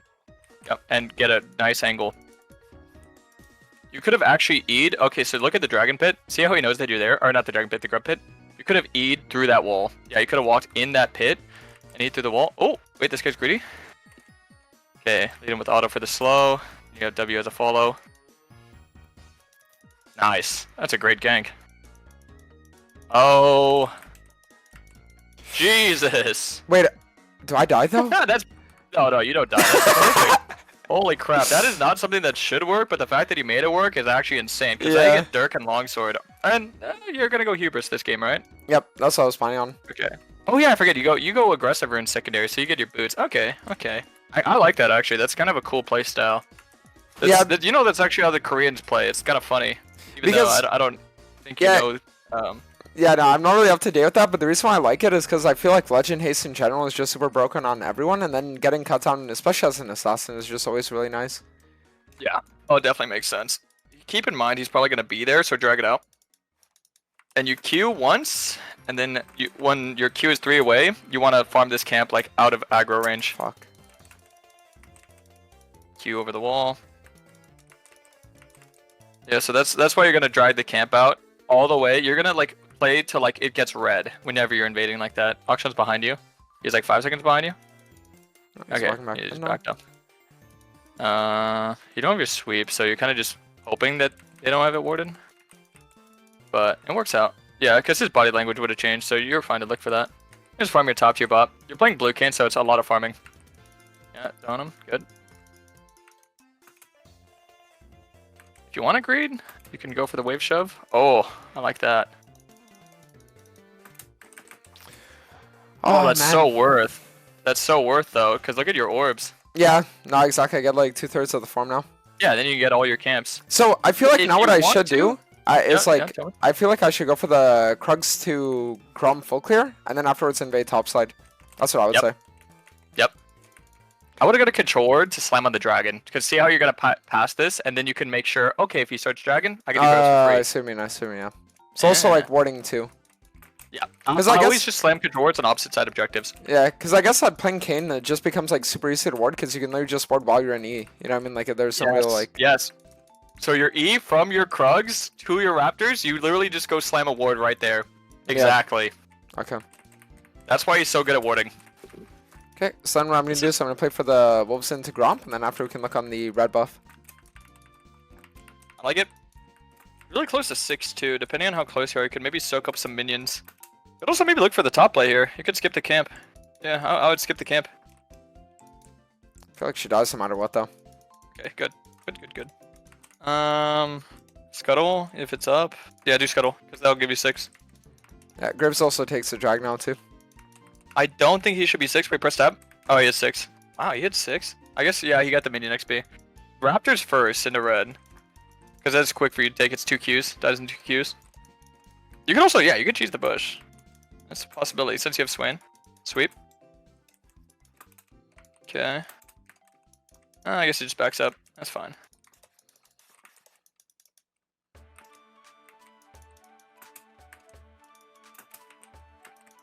Go inside. Oh, what the fuck? Yeah, with Graves, you want to ult like immediately. Once you dump your QW, you just ult immediately and wait for your CDs to come back up. Yeah, because this actually is like being newer to Kane. This is one of the harder matchups, but once you learn it, it does become very easy. But for stuff like that, yeah, it's just like one of those things that you pick up on. You want to like insta use your ulti in that situation. Yep. Oh yeah, I would say for someone who's still learning Kane, this is probably one of his top 3 hardest matchups. It actually is really hard. Okay. Okay, yeah, that's a good play. And you have ult advantage, so this should be free. Enter bush, and then use your E. Oh, there you go. Perfect. And she takes it. Cool. Yeah, why the fuck not? Alright. Rel's coming for you. Care.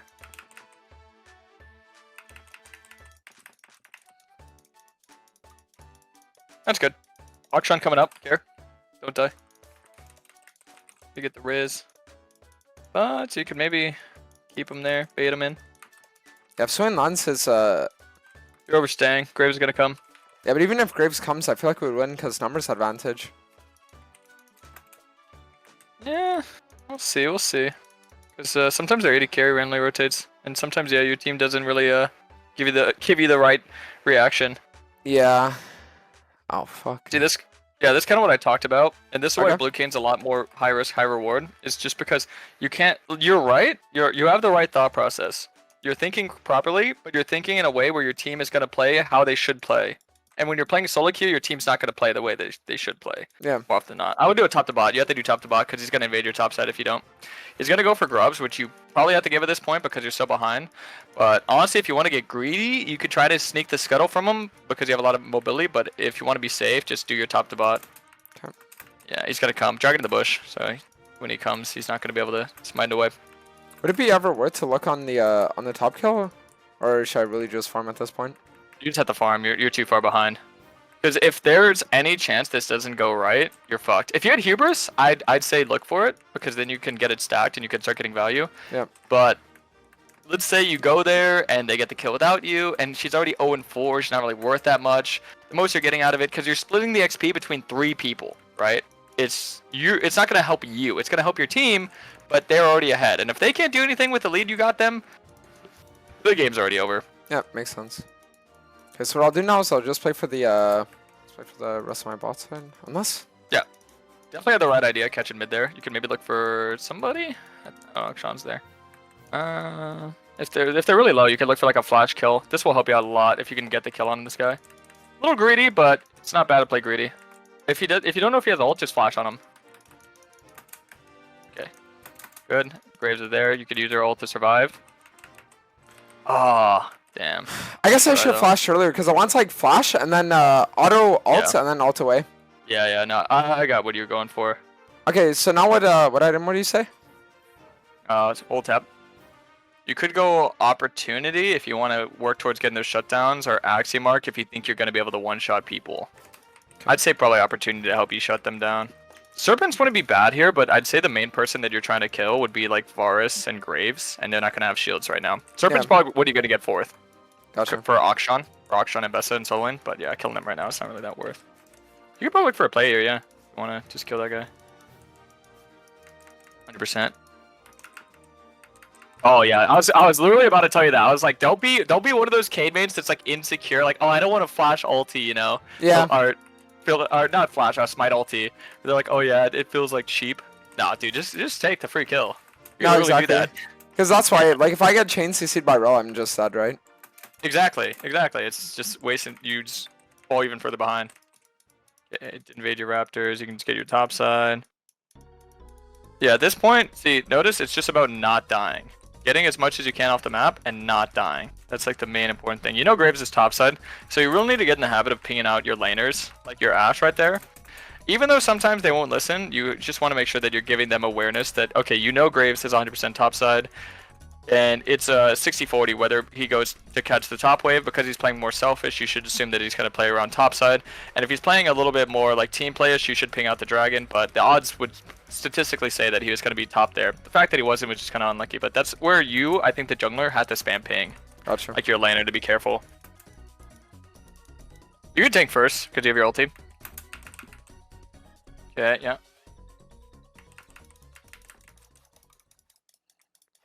God, your rumble does no damage. Yeah, I feel like you could have done a lot more there too. Sorry. Get tower, and you probably lose your raptors, which kind of sucks. And I think you get your opportunity, right? No, I think you're a little bit off actually. Yeah, honestly, yeah, just take the next wave. Your team is playing in Kane's world.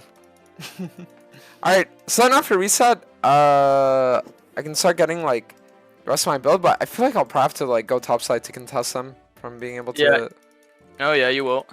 It's probably sometimes I get blue orb too, because as you're walking into your jungle, you could look to like scout. Remember what I told you about your E? See that terrain right Yeah. there? Use that. Yeah, Use- never use do your E that. for that. Okay.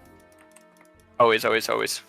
Whether you're form, whether you're no form, you always use that terrain when you go into your top side on blue side or your Bot side on red bot side side. on red. Yep. Yep. Definitely prioritize looking for the Krug angle. Because he's gonna go right. Oh no, probably TP'd. Oh no, didn't. Not even. I need to lose too much HP. Your It's crazy team how like much leading. damage he still did though. Yeah, I know. There he is.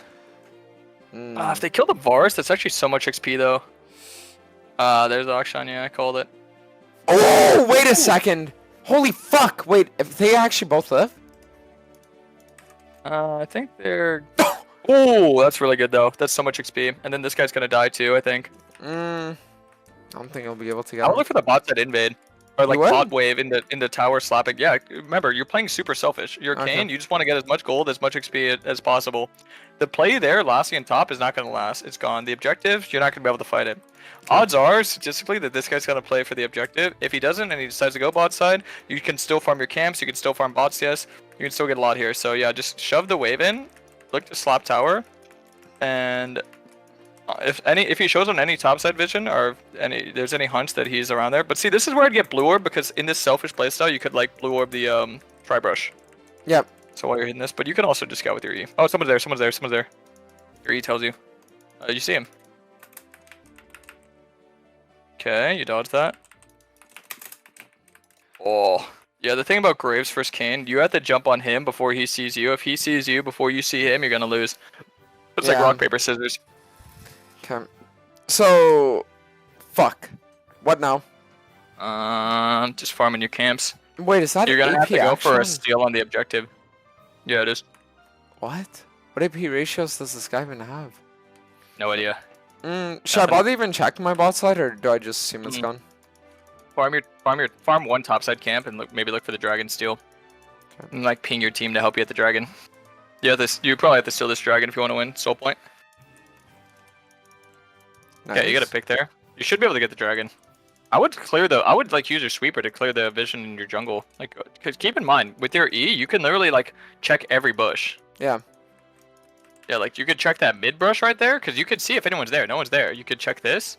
You can clear the one to the bot river, like right next to you. You could look for drag the blue. You could just hit the dragon. There's so much you could do here because you have number advantage. Yep. Yeah, but just doing it's a good idea. Okay.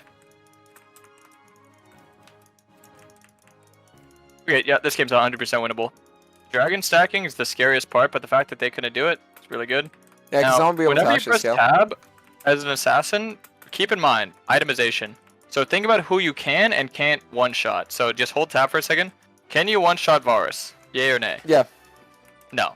He's a What? level higher than you. You need to be same level or higher level. Okay. Okay, hold tab. Can you one-shot Akshan? Well, no, then I can't one-shot anybody. Exactly. Can you one-shot Graves? See, this is if you could solo kill them. You could still kill them with your team, but can you solo kill them? Probably not. Okay, good. Use ult to dodge the ult. Could have honestly angled more to the right and got your W on the Varus, but it's fine, because no one was pushing that right side. Yeah. Okay. Keep in mind with fights, you can play it very slow and play in the walls, so just waiting for your CDs. You see Yep. Graves. Left. Left, left, left. Cut out. Angle. Go for the Varus. Oh! You're good. It's fine to just fuck off go that now, push. right?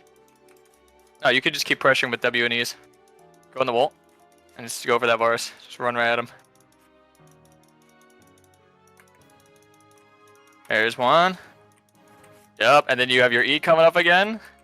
You catch the wave. You can do anything. So see, like, yeah, that is exactly how I tell you how to play a fight with Kane. Okay. You could play it, like, when you're playing blue Kane, you're not a team fight champion. So you play towards your advantages. Yeah. Like, install it, go for the walls, you know, take your time, right? And now Exactly. you get the invade. So it's really just about like playing slow for cooldowns. Kind of like Hecarim, honestly. Yep. Yep. This is fucking greedy, but I think it's fine. Oh yeah, it is. But yep, you're fine. Keep in mind, whenever you're invading, especially with blue Kane, you could use your W while you're moving, so you can like drag camps to like very low aggro range. Like you can get it to like in the red, I would say. Even early game, you can. Yeah. Takes a little bit of getting comfortable with, but see, that's like kind of the more polish I was talking about. Mm-hmm. Getting a little bit more confident with stuff like that, and just farm till you get grudge. Usually when you're blue Kane, no, keep farming. Usually when you're blue Kane, you could stay on the map and just keep farming, and that's how you get so much CS. And you want to resell on like full items at this point. Like Okay. you want to just keep looking for plays, keep looking for opportunity. Yeah, you could look for the play in mid. If you got numbers advantage and people are low, you could look for the play in Oh mid. wait, You could look for I your don't camps. understand, dude. Why would I look for opportunity when I already bought it? Nice. Nice.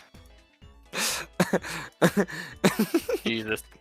You probably lost a follow for that one. I'm not gonna lie to you. I Matter of know, fact, dude. it's me. Oh. It's me. Oh, okay. Oh, do you go to shove the wave into? There you go, atta boy. That's what I'm talking about. Yeah, no, I'd say reset now. No, reset now, reset now. There you go, exactly. Now you have the Kane brain. Okay. And then out of base, instead of going to my team, I just pass trade bot, and then we play for the Herald play. Yeah, because odds are they're gonna go for Otacon, which is good, but if you can get 2 towers in bot and get a kill, that's way higher value. As opposed to Herald, which are not Herald, Otacon, which you don't have a chance of winning at all. Because they have a stronger team fight. So yep, this is right. You keep in mind, play the angles. You can cover that top side angle and make sure you're not coming from vision. Yep. And you can go long, yeah. He probably knows you're there, so you could use your oh, look at that damage. Yep, send rift. Got him. Yes, this is a much better fucking mid game than your earlier Blue King game. This is much better. Yeah, look for the camps, look for anything. Look to slap that tier 2 tower. Usually. You would have smited the cannon there, I already know. Yeah, probably. Okay, but do you know why? Look at what your Swain just did. Do you trust that guy to have gold on your team? I know what you're in. Yeah. Exactly, like not even trying to be toxic. Oh. Nice try. I mean, it's just a bit unlucky that they both flashed. Yeah, no, I mean, I think that's fine, getting 2 flashes.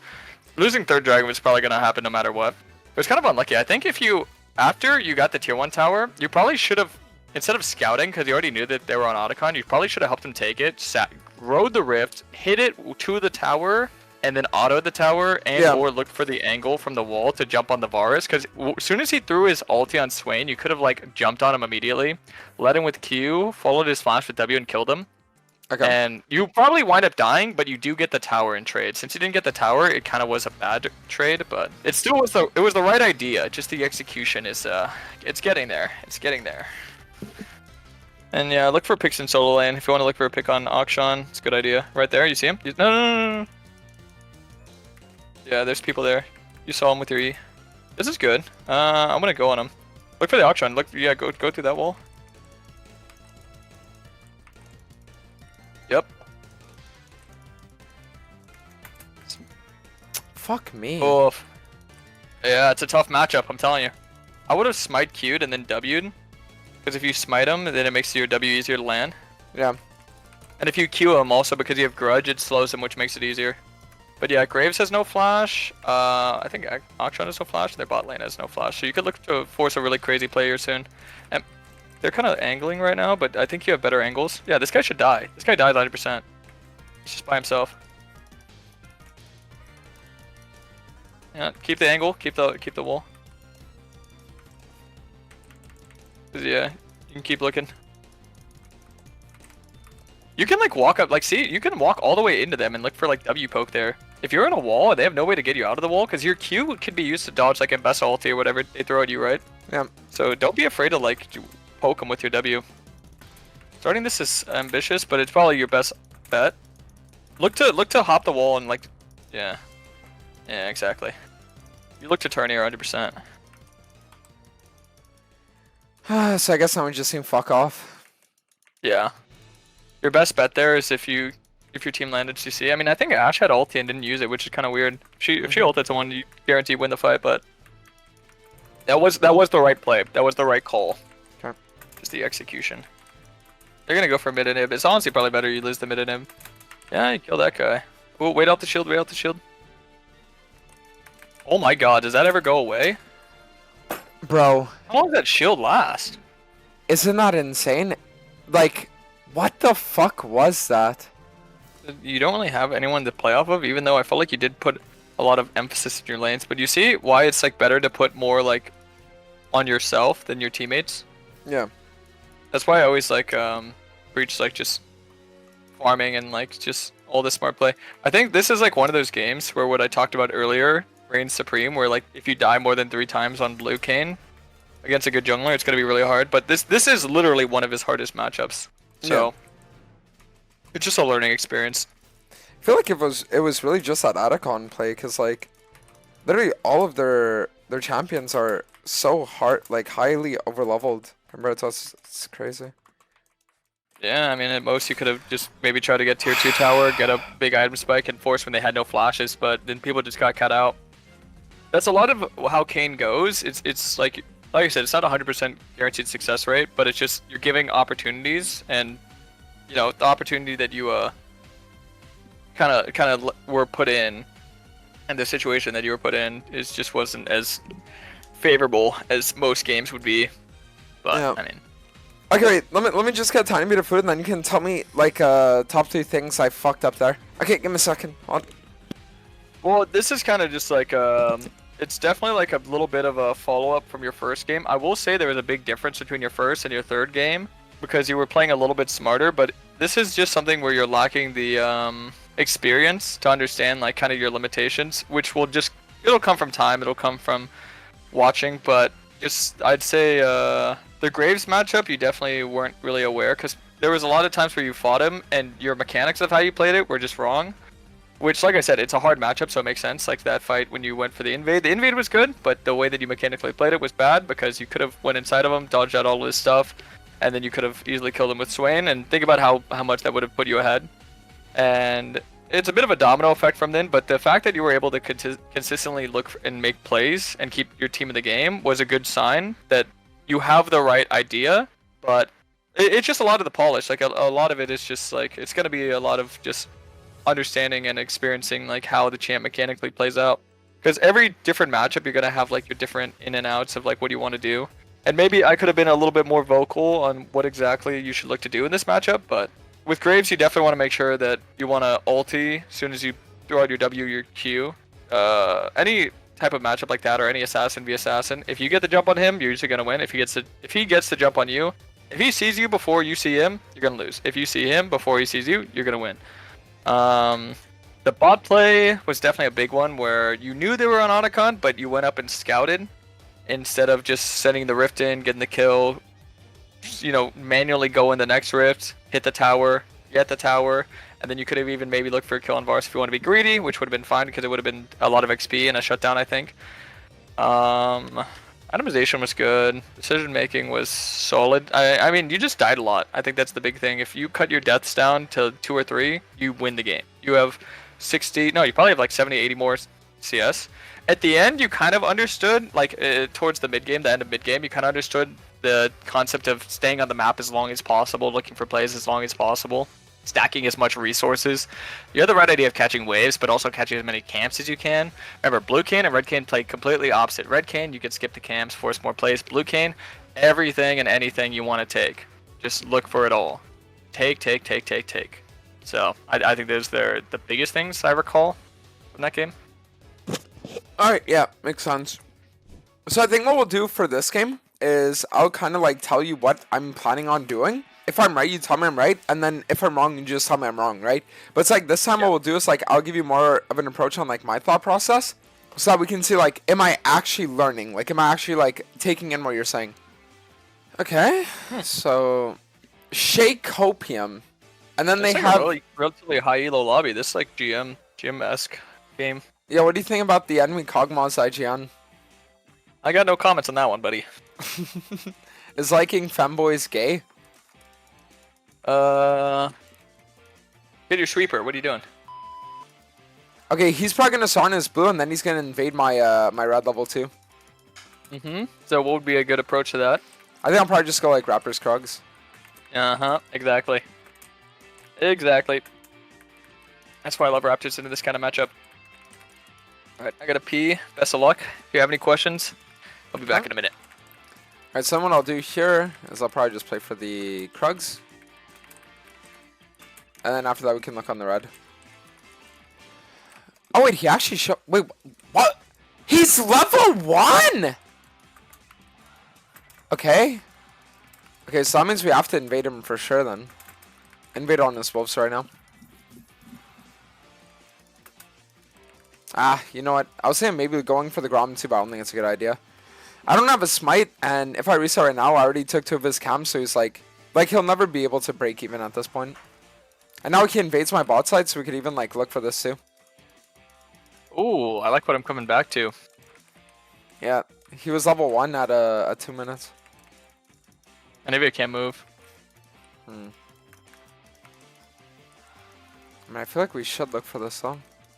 Yep. Good cue.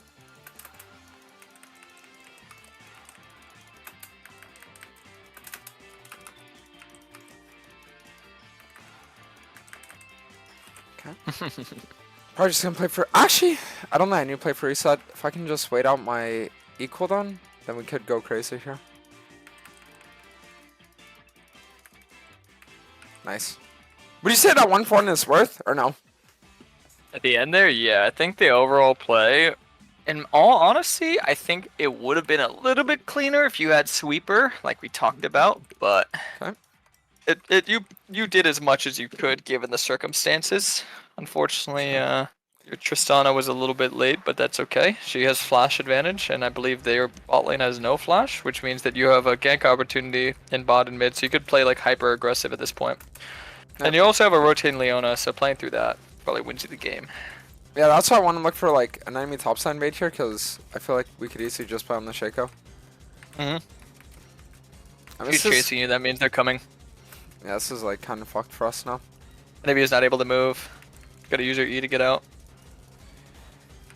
I mean, Leona's pinging me, but I don't know why she is. Like, she missed her initially, and then just fucked everything. Yeah, no, I mean, that's just one of those situations where, like, if they're gonna rotate their entire team to defend a topside invade, there's not really much you can do about it. Doaenel, best hecarim in the Yeah. world. Hey, you guys know MDF King Doaenel best hecarim in the world. Oh, God. Okay.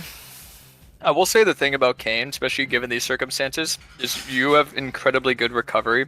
So no matter what, as long as you're able to farm, I think the one thing I'm going to tell you for this game, and I think this is so important to keep in mind, is that when people hard cheese you like this, especially when you're on Kane, they're doing it out of, I wouldn't say insecurity, but out of lack of confidence. And it's basically the only end goal that they get from it is making you mentally like not want to play the game anymore.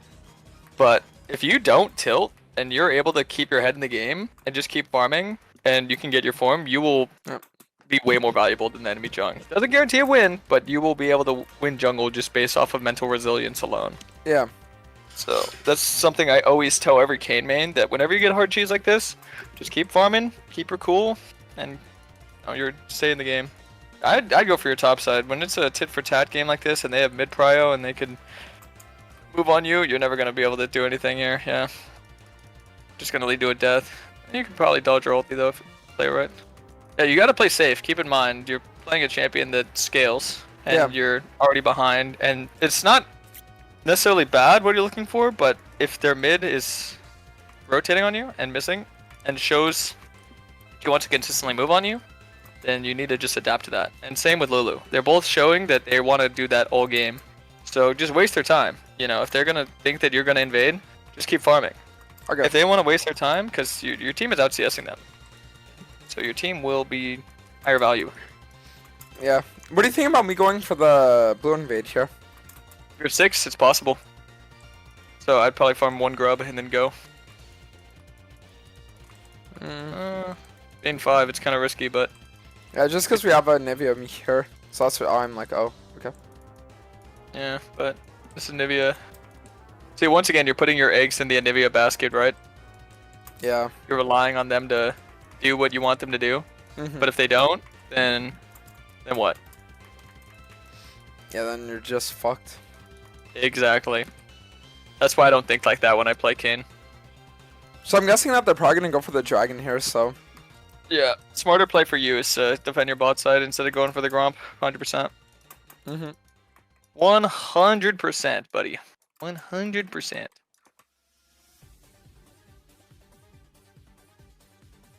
And this is a good situation. Just don't let them get a good angle on you. Sweep. Oh, it's sweep early. Yeah, because... Oh. Jesus.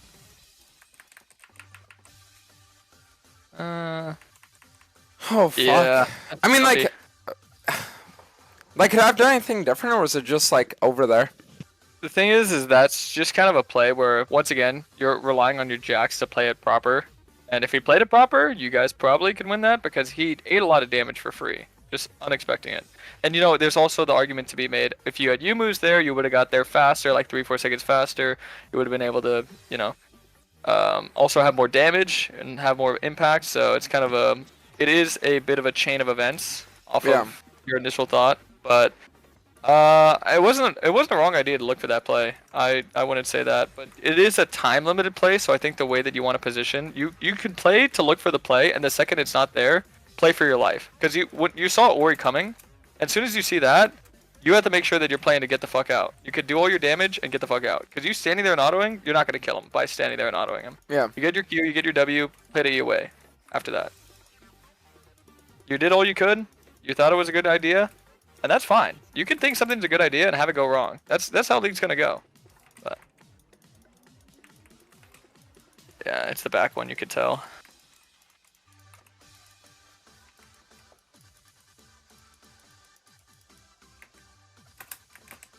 Oh my god. Yeah, and you could just see the lack of synergy. So what I'd say in these circumstances, and see, this is exactly another game of the difficulty of Blue Kane compared to Red Kane. Once again, you're put in a situation where if your team plays off you, you're going to win that, right? You're going to win that. If your Nivea Leona is with you, that works out great for you. But once again, you can't rely on your team for nothing. You're just farming, you're at like 100 CS, and this guy's at 60. And he doesn't have 2 bonus kills. You just literally win the game by just farming over. But when you're adding in the risk, then it can go either or. That's 50-50. Even right here.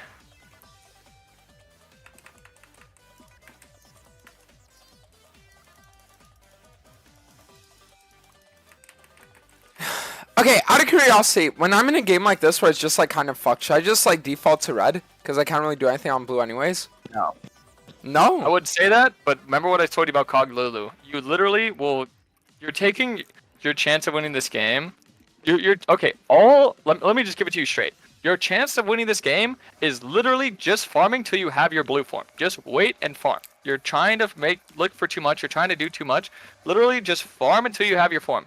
And then when you have your form, you could look to be a little bit more aggressive. But right now, you're looking to be overly aggressive, and you're looking to like try and find a way to make plays at this point of the game. At this point of the game, it doesn't matter. You will outscale, you will outsnowball. You're not playing for 30 minutes scaling. You're playing towards scaling towards your form right there. Past 3 deaths, every single death was a free death. If you take out all those sets and you're just farming, you are 120 CS right now. 120 CS with your form, level 10, able to one-shot this guy, that guy, and that guy. And when you're Blue Kane, you have the likelihood of killing Lulu. You have the likelihood of killing Kog'Maw. You can kill Orianna in solo lane. You can solo kill Shaco. If you're playing Red Kane, you can kill Cassante. You could kill Shaco sometimes, and that's it. You're not killing a good Ori. You're not killing a good Kog, and you're definitely not killing a good Lulu. So this is why you need to play Blue Kane here, and you need to just get out of this mindset of I need to force here, I need to force there. Blue Kane, you need to play so selfish, and you need to focus on things that are 100% going to work. You can't be looking at a play and be like, okay, is this going to work? Okay, is this going to help me out? Okay, is this going to benefit me this way? No, you need things to 100% have that guarantee to work out. And if they don't have that, just farm. And this is even with your form. Because all that was mostly post-form, but this is even with your form.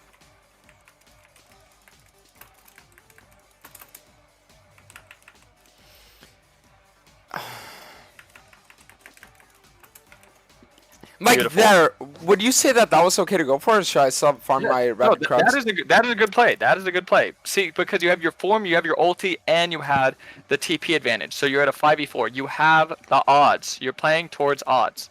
Okay. You have something to play towards. And like I said, this is something that if you rewatch the game, you'll see exactly what I'm talking about.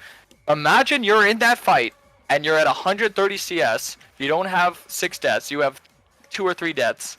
Imagine you're in that fight. You kill everybody there, and this game isn't even a question if it's a win or a lose. The whole first form of Kane, reactive. Post form, proactive. Okay. With CDs, flash ulti. And it's like I said, Blue Kane is the hard one. So don't feel bad. You're not getting it in 2 games. It's not something that you're just gonna be able to master in 2 games. Because like it's just a different approach to the game than any other champ, right? Exactly. Red Kane is similar to so many champions, and it's way more relatable. You can relate it to so many different champions. Blue Kane, you can relate it to like Talon. Like no one, like who the hell Rengar. is Talon jungle? Rengar even, yeah, Rengar. But Rengar has a much stronger early game, so even Rengar could look to like be more aggressive. Rengar has like a lot more like solo play capability. Blue Kane is just team. Oh, I'm 2 levels ahead. All right, let me go kill everybody. Yep, exactly.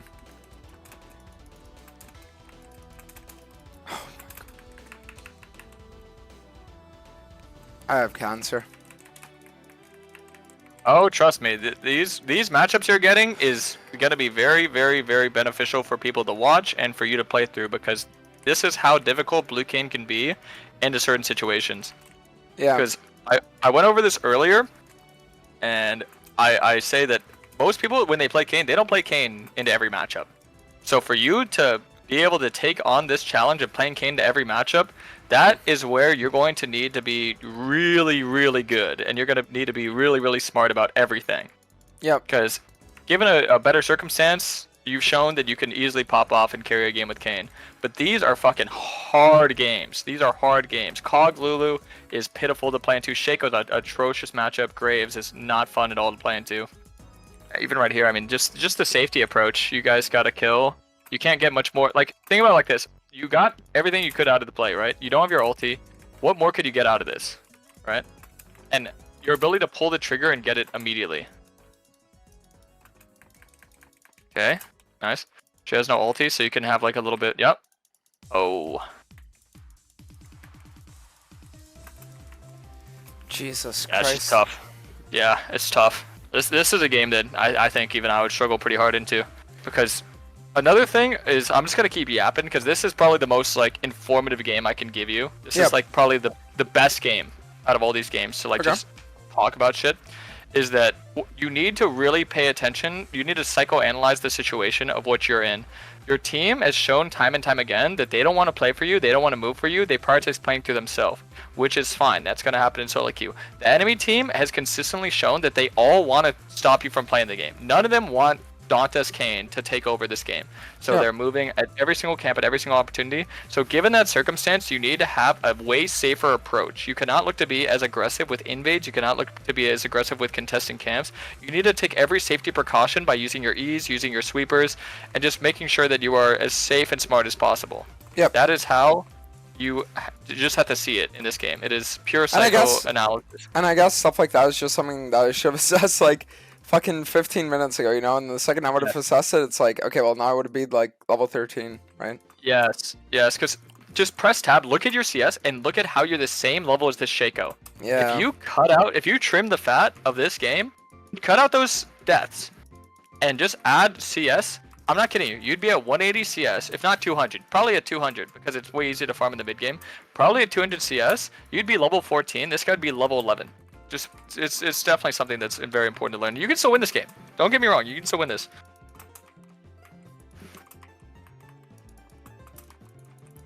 But when you're in positions like this, would you say like the best thing for me to do is not even be around my team and just play for farming, or like? Yep. Play for plays on the opposite side of where the team play is. So if there's a team play going on here, play for plays and top side invade. Play for top side shoving into wave. Maybe slap the tower a couple times. Be an opportunist. Yep. Okay. Think about what you can do as opposed to what you can't do. So after you get the dragon, you guys got the dragon out of pure luck. I'm not gonna lie to you. The enemy team is slacking right now. So you get the dragon. After this, what's going on here? What's happening in this fight? Is there any possibility of this being won? I think with Jack's flank, yeah. With Jack's flank, do you think you guys win this? Yep.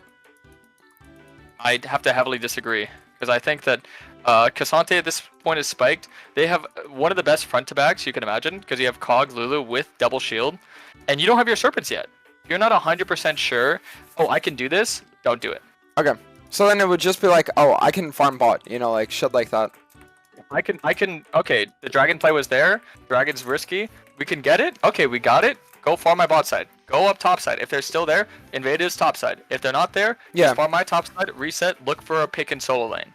Look for when they're not grouped, because this is what we call a death bowl comp. So a death bowl comp means that they're gonna perma group, and when they're perma grouping, look at Ori's CS, down 40. Look at Cassante's CS, down 20. Look at Jago's CS, down 50. The longer you keep them punished in solo lanes and keep the plays away from 5v5, the more you're going to outscale them and you're going to win. Because their entire thought process is, oh, I want a team fight. You need to think what is best for your team and what is best for their team. What is best for their team? 5v5. What is best for your team? looking for picks in solo lane, looking for side plays, looking for farm, looking for stacking resources, right? So you Yep. need to focus on stacking the resources, using your kit to be safe and smart, and just making sure that, hey, let's get shit where they're not. So right here, yeah, even if you want to look for this play, keep in mind that, okay, we can look for this. The second you see those 3 people in mid moving down, get the fuck off. If Yeah. they're not, free objective. I would even ping out the Tristana and say, hey, Shaco's up there. Because Shaco Ori is like Nocturne Ori. They're going to Yeah, look for a exactly. pick. And yeah, it's just stuff like that too. Yeah, so like right now I can just play for the Atacon, and then I can go for the Yep. It's like here I would typically go for the red, but the red is like a what if, so instead I'll just go for the Yes. Gromp. Yes, exactly. Because normally you're right, but because they've shown the characteristics that that's how they want to play, you don't do it. But Shaco shows top here, So now it's so free. yes, perfect. Okay, and then after that I can just take the bot wave as well, since Jax isn't there. Yes, yes, yes, yes, exactly. Actually, my entire team's collapsing. I think this would be okay.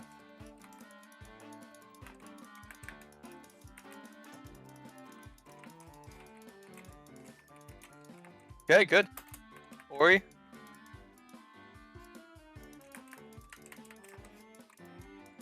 Nice. Perfect.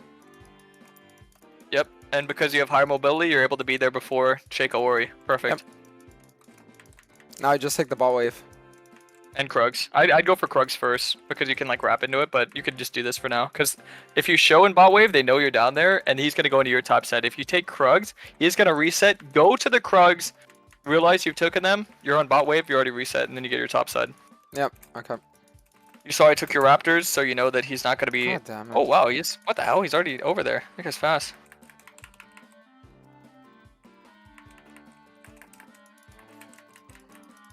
I hate to tell you, but this is a pressing tab difference. Look at what item he has third. Abyssal? Yep. That matters. Yes, yes. If they have a defensive item, Plated, Abyssal, Zonya's, anything, you can't solo kill them. Okay, Unfortunately, because you guys are the same level. You guys are the same level. gotcha. Yeah, And you also did have your Last Whisper, 1500 gold. If you had Last Whisper there, probably can kill him. okay. Probably can kill him. Are you going to win the team fight on Dragon? Yeah. Okay. Yeah, I would say so. We're levels up on everybody, so I think it would be fine to go for. And it's also because it's like Perfect. soul point too, you know?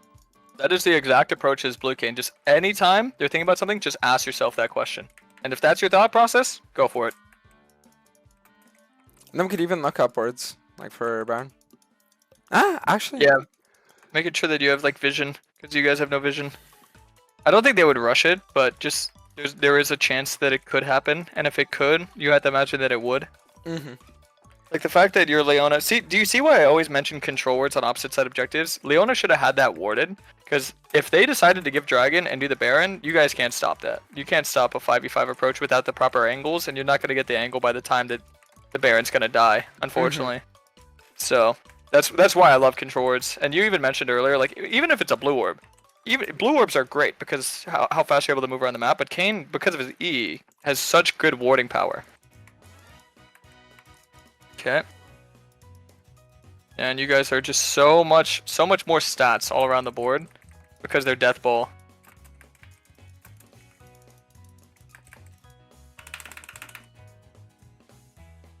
Fortunately, no Jax though. Okay, nice. Oh man, fucking Christ. Jesus. Yeah, I didn't- I think it's still good because yeah, he gets that, and Anivia should be able to hold, and also they don't get Baron.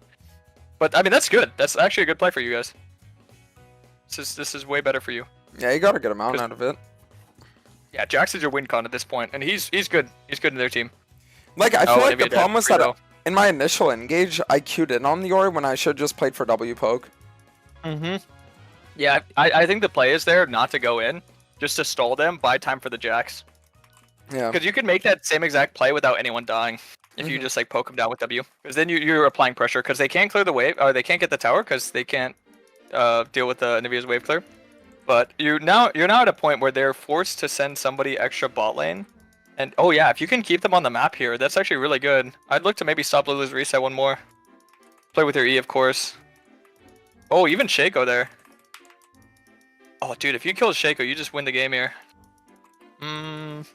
Honestly, I would still look to try and do it. Not like start it, but just like hover around it. Kinda What the? greedy. You got kidnapped. Yeah. I just. Oh. Oh no. Oh. Wait, I think we actually just went off that now. Yeah, they literally have no cog now. Yeah. Yeah. You say Cogmeow? I know. I said that they have no cog now. Meow. Oh, I thought you said Cogmeow. There's Yeah, no Cogmeow. Do you want me to meow for you? No. No, I don't. Obviously, it's funny because you're 3 and 10, but genuinely, because they put so much emphasis on that, all you need to do is get better at handling that pressure and not dying. Like I said, it's trimming the fat. That's everything I'm gonna teach you and tell you. Is No, trimming the and fat. the reason why I know you're right is because like it's the same with Hecarim. Like, how many games do I win where it's just like they focus super hard on me, and then by just holding down the fort I win. You know, it's a concept that I get on him too. But the difference between Kayne and Hecarim, and this is what's probably going to make you not even play Hecarim ever again once you get comfortable with it, is Kayne literally can go these games where you're getting there's so much pressure, you can go the entire game without dying once. You could literally. Oh wait, no, up. Oh, you're trolling. Oh, you're trolling. You got to go up towards your team, buddy, and then you got to queue away instantly. Because then if they walk into you, then they walk into your team. Yeah, but it's because I wanted to kill Lulu there. Like I thought I was actually gonna get her. I didn't want her to escape. Killing her if you keep the play alive. Yeah. I mean, Shaco's not doing anything is the thing. Real. And the dragons and everything, like, if it was another dragon soul, probably would be good. But as long as you slap an anti, literally just get executioner next item. Look at what Jax typed to you. You're trying to lose Ken? I don't get it.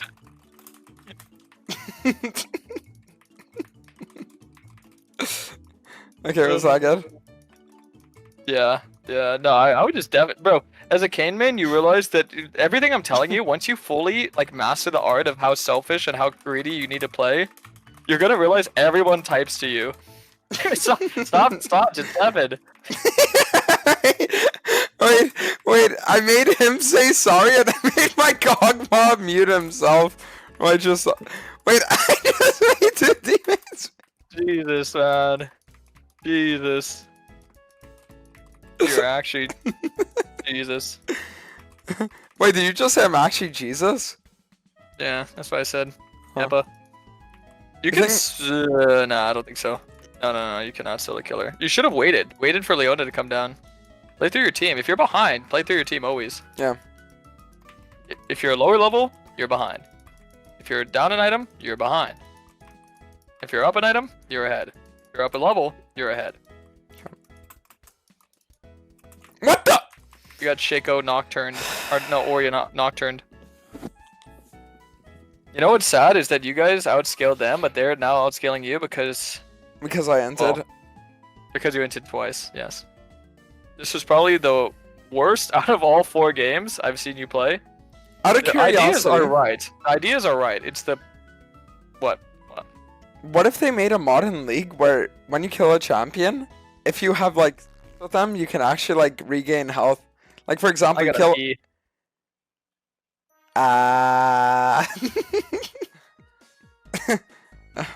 Yo, my bad. Yo, actually my bad. Alright, let's go for it. You ready? Nice. Wait, can we actually end?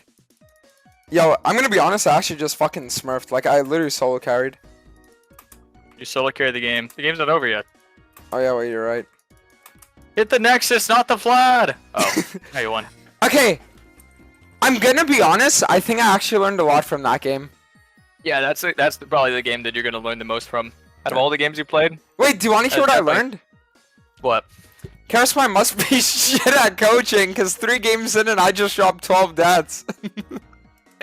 Yeah. Yeah, that's true. No such thing as a bad student, only a bad teacher. Wait, really? Alright, Game number Karasmai. 5. This is game number 5. Yep. Do you even want me to review this one? What's the point of me reviewing this last one? So what it's gonna be is this game. I'm just gonna be playing, and I'm gonna give you a live game of like my thoughts, and then at the end, you're just gonna tell me if like I'm actually becoming really good or not. Like the purpose of this game is like to compare it from the first one, like the 5th to the 1st, and then see like how big the difference is.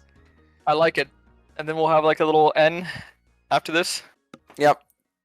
All right, sounds good. All right. I'm for it. Jana, Zaya, Vlad, Kha'Zix. I think it's definitely a Dark Harvest, but would you say that Red King does have potential here or no? Just Vlad Kha'Zix for sure. Okay. Interesting. Oh yeah, definitely. You can go Lethalli Red. Oh yeah, especially versus Mundo, right? Like I feel like I'd have to.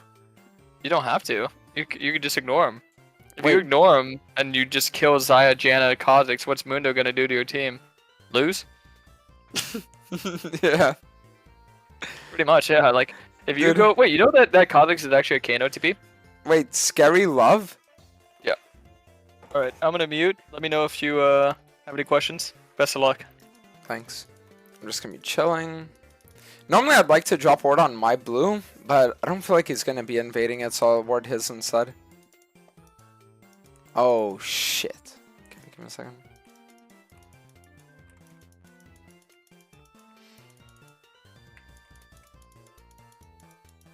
I mean, with how far up my bot is playing, like, I would say maybe starting on their wolves here, but I don't think that would actually be the best idea.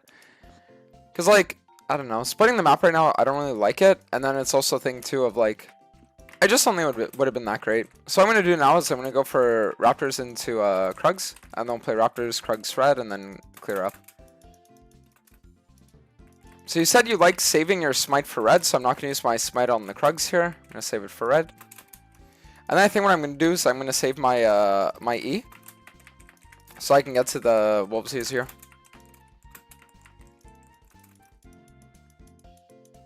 Oh my fucking god. Okay, so I fucked up my ability there, but it's okay. So what I'm gonna do now is I'm just gonna play for the wolves into Gromp, and then after we can maybe even look on the Mundo kill. It looks like Mundo's actually like really low. So I'll just play for Gromp, then we'll go blue, and then after that I can even look for double crab. Maybe not double, but I can at least get one. And then maybe, I feel like a top dive could be good, but it would kind of put me out of the way for the rest of my bot side, so I'm gonna have to be a bit careful on that. So it looks like this wave is actually going to crash soon, so I'm not going to go for the crab here. I'm going to skip the crab, and then we're just going to play on this.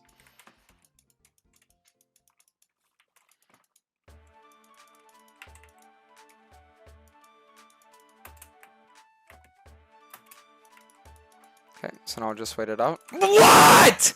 Wait, why was I Oh, I forgot I had red buff. So what I'll do now, Kha'Zix has 32 CS, so we're gonna assume that he took my Raptors. So if I assume that, then he's probably gonna go like top crab and then clear his shit. So I feel like my only real play that could actually have like genuine merit is if we dive their ball lane. I'm not gonna use my E, just because if I don't use my E, then I can use it like to get in there.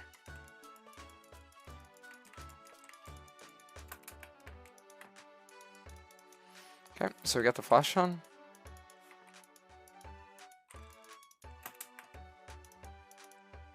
Jesus, they have every fucking ability in the game. Nice.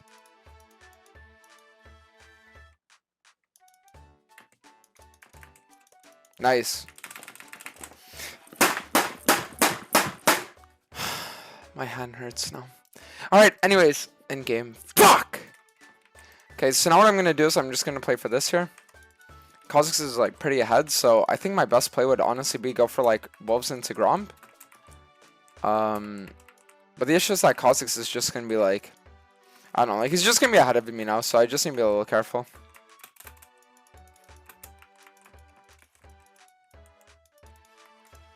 Gonna see if I can stop his reset. If Ryze just ults in here, he's dead.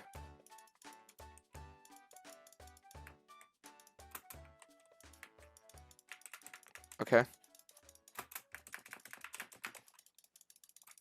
I mean, I kind of wish that my Ryze would have actually like, came up, because it would have helped a lot, but I mean, it's whatever. I'll just reset now because it's all I really can do, and then we can even look on the bot grab's not gonna be possible. He's gonna go for an invade on my Raptors, so if my team could maybe contest it, we'll see.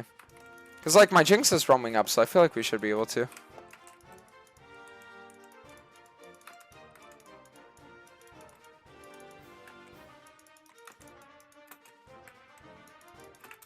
Nice.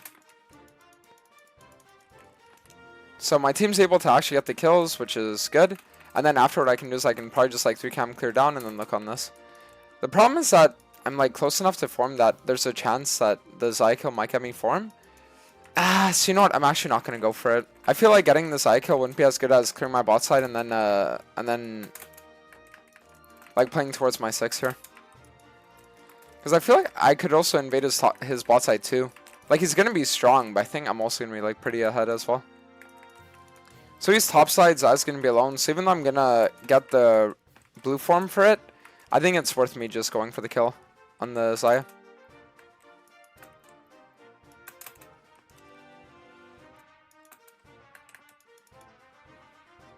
Okay, so I'm gonna do is I'm just gonna path all the way around, and then we're gonna go for this. My guess is that Kha'Zix is probably gonna invade my top side, so we're just like playing for trade here. And afterwards, maybe even look on drag. But I feel like a dive on the inner turret isn't really necessary, because we can just play for the dragon, and then if I go for a kill on the top laner, oh, or even counter guy and Kira gets me for him.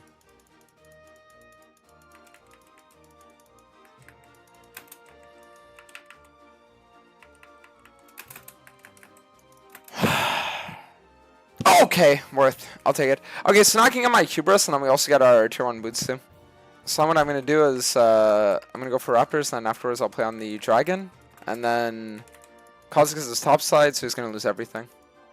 So you know what I think I'm actually going to do here is I'm going to play for the Krugs, then after I'll look on Dragon. Because the thing is, the enemy team is fully postured top side. Vlad's going to be going bot, so like, we should have time that I can just put these camps on respawn timer, and then we'll be like completely okay. Alright, so now what I'm going to do is I'm just going to play for the Dragon, and then we can invade his bot side.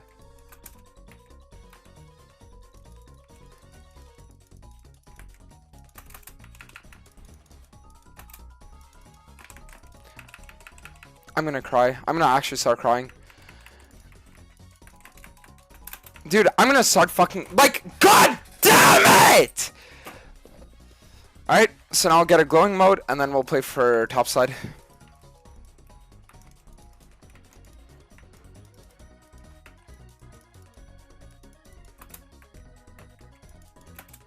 Okay, so now we can just play on the Mundo.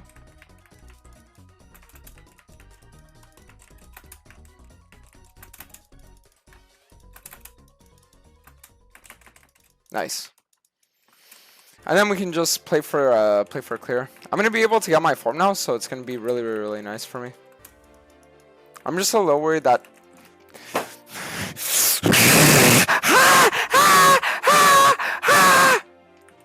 So second time we're gonna do this game, I think that would actually be good. Would be Edge of Night. Okay. So then what we'll do is we'll just play for this red, and then afterwards I might actually just straight up go to his bot side right away. Pretty sure Zaya's ult is still down, so I'll just walk up. Now she walks up, and now she dies.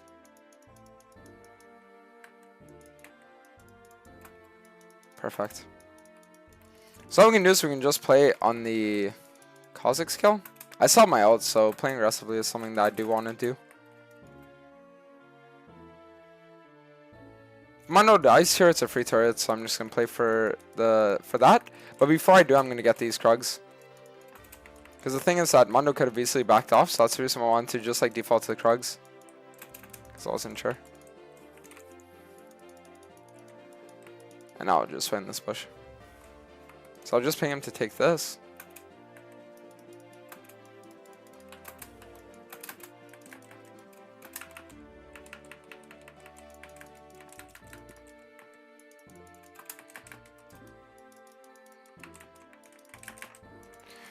Whew! Alright, and then we get a double. And then now, because our Rise type Dantes came earlier, we say this. Perfect. So now what I can do is I can just take the next wave too, because the Sonic Vlad's going to be here, and they can't really do anything to contest it. I'm not going to bother playing for the turret though, because I wouldn't really have the damage to do it anyways. And I think just resetting and playing on the Dragon is going to be more important. So I'll play for reset, and then we'll look on the Dragon. So we're just going to look straight here. The thing is, I do want my ult and my flash before the fight starts, so I'm not going to path straight Dragon. I'm going to go for the Raptors first. I mean, I would honestly assume that they're probably going to look for We're probably gonna look for the dragon, so it might even be better for us to give, but if I can have my Yasuo here with me, then I think it's fine.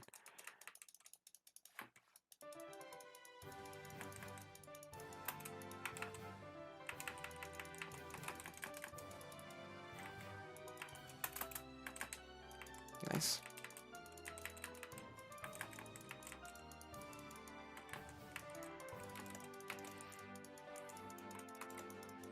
And then now, instead of chasing the Kha'Zix, what I'm going to do instead is I'm going to play for the dragon, and then we're going to look on the Herald. Nice. So now what I'll do is I'll play for the Raptors, and then after that we can go for Herald, and then we should be in a really good spot. Yasuo's going to get that, so it doesn't matter. Alright, so now we're going to play for Recall. I'm going to get Egypt Knight, and then I'm probably just going to upgrade my boots, and then we can go Cyrilda's.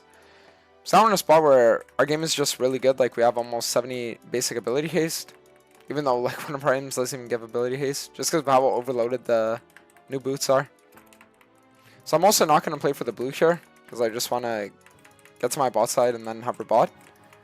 So we're just going to play on the red. And then after I'm going to probably look on... I was going to say maybe look on the enemy bot side invade. But the reason why I don't want to is because we don't even know if their camps are up right now.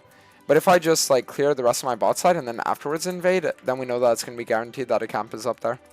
So instead of just like risking for no reason, we're just going to play a little bit safer. But in a way that works better.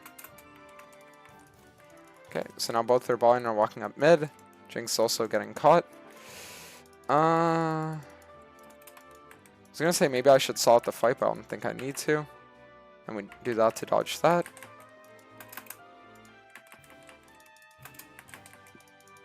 Oh, wow. Fuck me. I thought that was actually going to go way better, too. Oh, damn. Okay.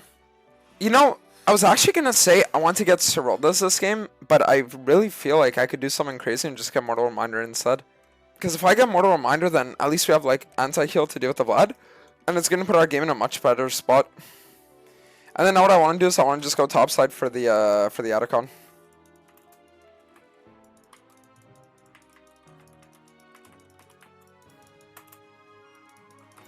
And then now, I'm pretty sure we could actually end the game off this, as crazy as it sounds.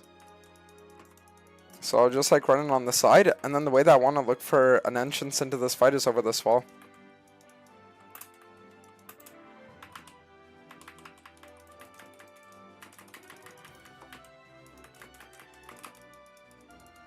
Okay.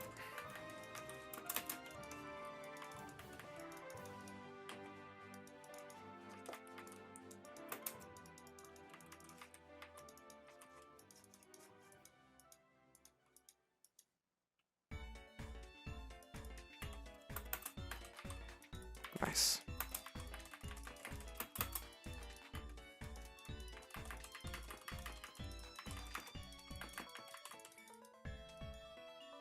So I'm just going over here. Oh, I forgot that we actually took that turret. Fuck me. Oh, maybe I still have? Fuck me. Yeah, I mean, if I remembered we would have taken the turret, then I would have probably just like ran out through here, but that's my bad. So now what I'll do is I'll just sell the Caulfields, and then we can start getting both these components. Okay, so we don't get the dragon, but I feel like it might be good if I can play for like the top side, so I think I'll look on that here. Okay, so what I want to do now is I probably just want to play like side lane for a bit, because I could easily like one-shot the Mundo. So I'll probably just end up doing like red buff, and then after... I was gonna say I want a side lane, but the problem is that Baron's gonna be coming up soon, so... Nice, someone walks up, so now he's gonna die.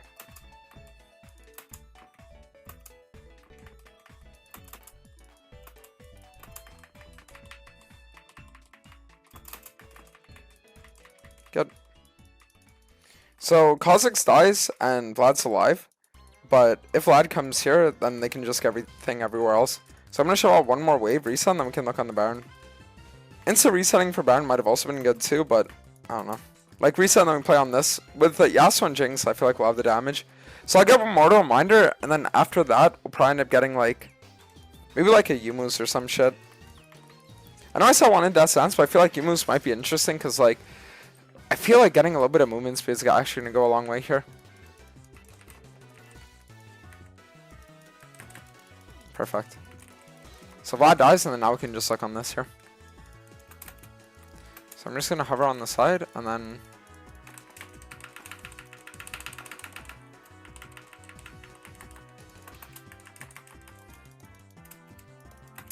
Perfect.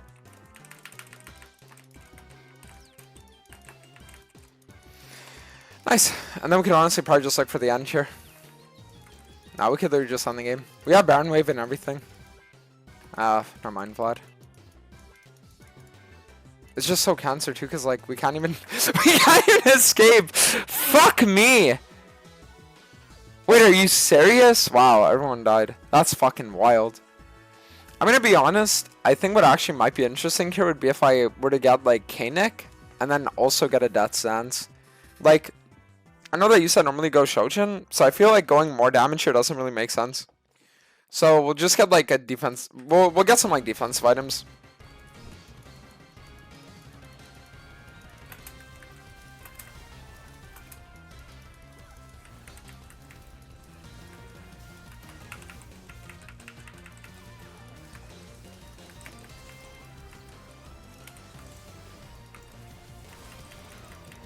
So I'm hovering off to the side.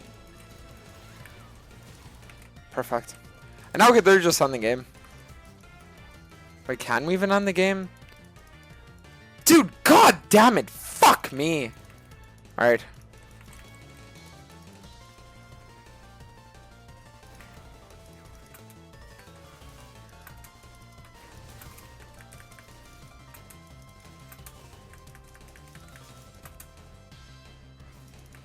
Nice. So the thing is that I don't really want to walk with my team here. And the reason why is because, like, if I do and the enemy team wave clears again, then we don't really do anything. So I'll just walk bot. So I'll hover off to the side here.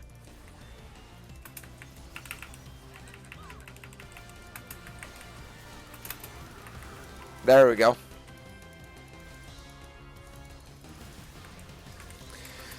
Perfect. And then now we win.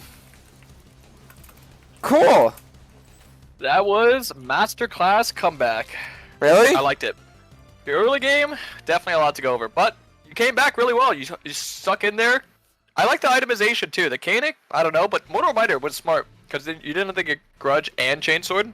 Because that's the thing I want to tell you about too, is that with the new Ionian Boots upgrade, it actually makes it so you don't need to buy any ability haste. So if you want to go LDR or even like Mortal Reminder, you always can. Oh, okay, that's good to know. I actually didn't know that. I didn't check the patch notes yet. Yeah, you're good. That's good to know. But yeah, that was a great game. That was amazing to watch. So what do you still think I'm fucking up on? Like, what do you say I'm fucking up on, and what do you say I've improved on from the beginning? I think there's one massive pathing thing. If you want to open up the game real quick, it'll be real quick, just one little thing. Yeah, of course. But aside from that, you understand the responsibility of greedy plays. So that early play, you had a right idea. It didn't work out. You're still getting comfortable with the limitations of Kayn, but you recovered really well, which is good. So, what was it? Okay, so you get the bot play, which is really good. This is a really, really good approach. As I mentioned, if you're getting invaded, you could either spam gank or AFK farm. You had nothing to farm, so you went immediately for a gank. This is great. Wonderful. Okay, so how to follow up on this. So you get that? Okay, pause. Okay, so right here, you're going to see Kha'Zix go up to top, right? Mm-hmm. And your thought process is, I want to go farm wolves, Gromp, and, be around top. Doing Gromp keeps you around top, right? Yeah. Just look at what Kha'Zix does. So play the footage. Look at what Kha'Zix does and think, was there a different approach you should have had? So right here, when he shows top, right here, pause. Once you see Kha'Zix right here on the map, look at bot wave. This is something I noticed you didn't do. Go look at bot wave. Notice what's happening bot there. So with Kha'Zix top side, and if you're counting Kha'Zix's camps, which I saw that you were, if you look at where he's at, if you do your wolves right now, you can run straight to his Gromp and look for an immediate another bot gang. So to kind of add to your already aggressive play style, you can kind of look to keep yourself even with the Kha'Zix and look to get your form in this play alone. I think for some reason you opted to do Gromp, but if you actually keep playing the footage and just look at what Kha'Zix does, you can see him in vision go to his Krugs. So not only did you have time to go to the camp from there, yeah, see what I mean? See what I see now? Yeah. So right there, you definitely could have looked to like sneak into his jungle, take his wolves, take his Gromp, and then you definitely could have looked to try and play behind bot lane. I know Janna rotates here, but as Kayn, you could definitely sneak in, and you could definitely play the angles. As opposed to going top here, and notice what happens top here. What did you say out loud when you look for this play? Do you remember? If Ryze just ults in here, he's dead. When you look for this Mundo? My Ryze isn't using ult. Yes. And what did I tell you? What you should never do with Kayn? Rely on teammates. Yes, exactly. So that is a play and a decision that you can look to make that'll look to benefit you solely, and you don't look for a play with your team because you have the right idea and the right approaches, but it's relying too heavily on your team, right? Okay. So I think that's like the only thing I noticed. Other than that, you had a really good comeback. Just not tilting, being able to stay in the game, and yeah, I like the itemization too. The itemization was something that not a lot of people would think to do, but it was definitely the right kind of itemization. So Yep. I think it was a great game. So I think it was from the a lot of beginning though, improvement. what do you say that I've been improving on? Like, what do you think from like the first VOD versus this one? Like, would you say it actually got better? Oh, definitely the decision making and the mechanics as well. Not even just from first game to this game. At the beginning of this game, you made some silly mistakes. Like I remember one fight, you could have ulted the Kha'Zix and killed him right before he was gonna go invis, and then you flashed in. So as this game progressed, your mechanics got increasingly better because you started getting more and more comfortable with how, like, when you should ult, when you should play. Like you dodged or ulted Xayah at like the perfect times. You were going in and taking like the appropriate fights. I think the only thing that you kind of did too was you would force fights when you didn't have your CDs, which I told you don't do that. Yeah. When like I remember one time you went topside, I think you were like 20 seconds till ulti. If you just waited 20 seconds and looked for the play, you would have been fine. But other than that, no, I definitely noticed your mechanics improved a lot, your decision making improved a lot, and you're playing a little bit more what do I call it? A little bit more like respect. Like you're respecting numbers a little bit more. You're like thinking a little bit more coherently. Okay. And I would say right now, if you were to like grind out, your red Kayn is at a GM level. Your blue Kayn is still in the process, but that'll just take some time, right? But your red Kayn is definitely good enough to hit GM for sure. Okay, perfect. Well, anyways, I want to thank you for everything. So, everyone, that was Karasmai, the best Kayn in the world that's going to take over Korea soon. So, everyone, thank you, Karasmai, for doing this. Really, really, really do appreciate it. And, yeah, I'll probably do, like, maybe 1 or 2 more games max, and then I got you at the rate. Okay, buddy? Alright, sounds good. Alright, I'll see you around. Peace. Later. Alright, guys. Honestly, what you guys think? Because I thought it would be something fun to do where instead of just doing 1, we do, like, 5 games to really see. But how'd you guys feel about it?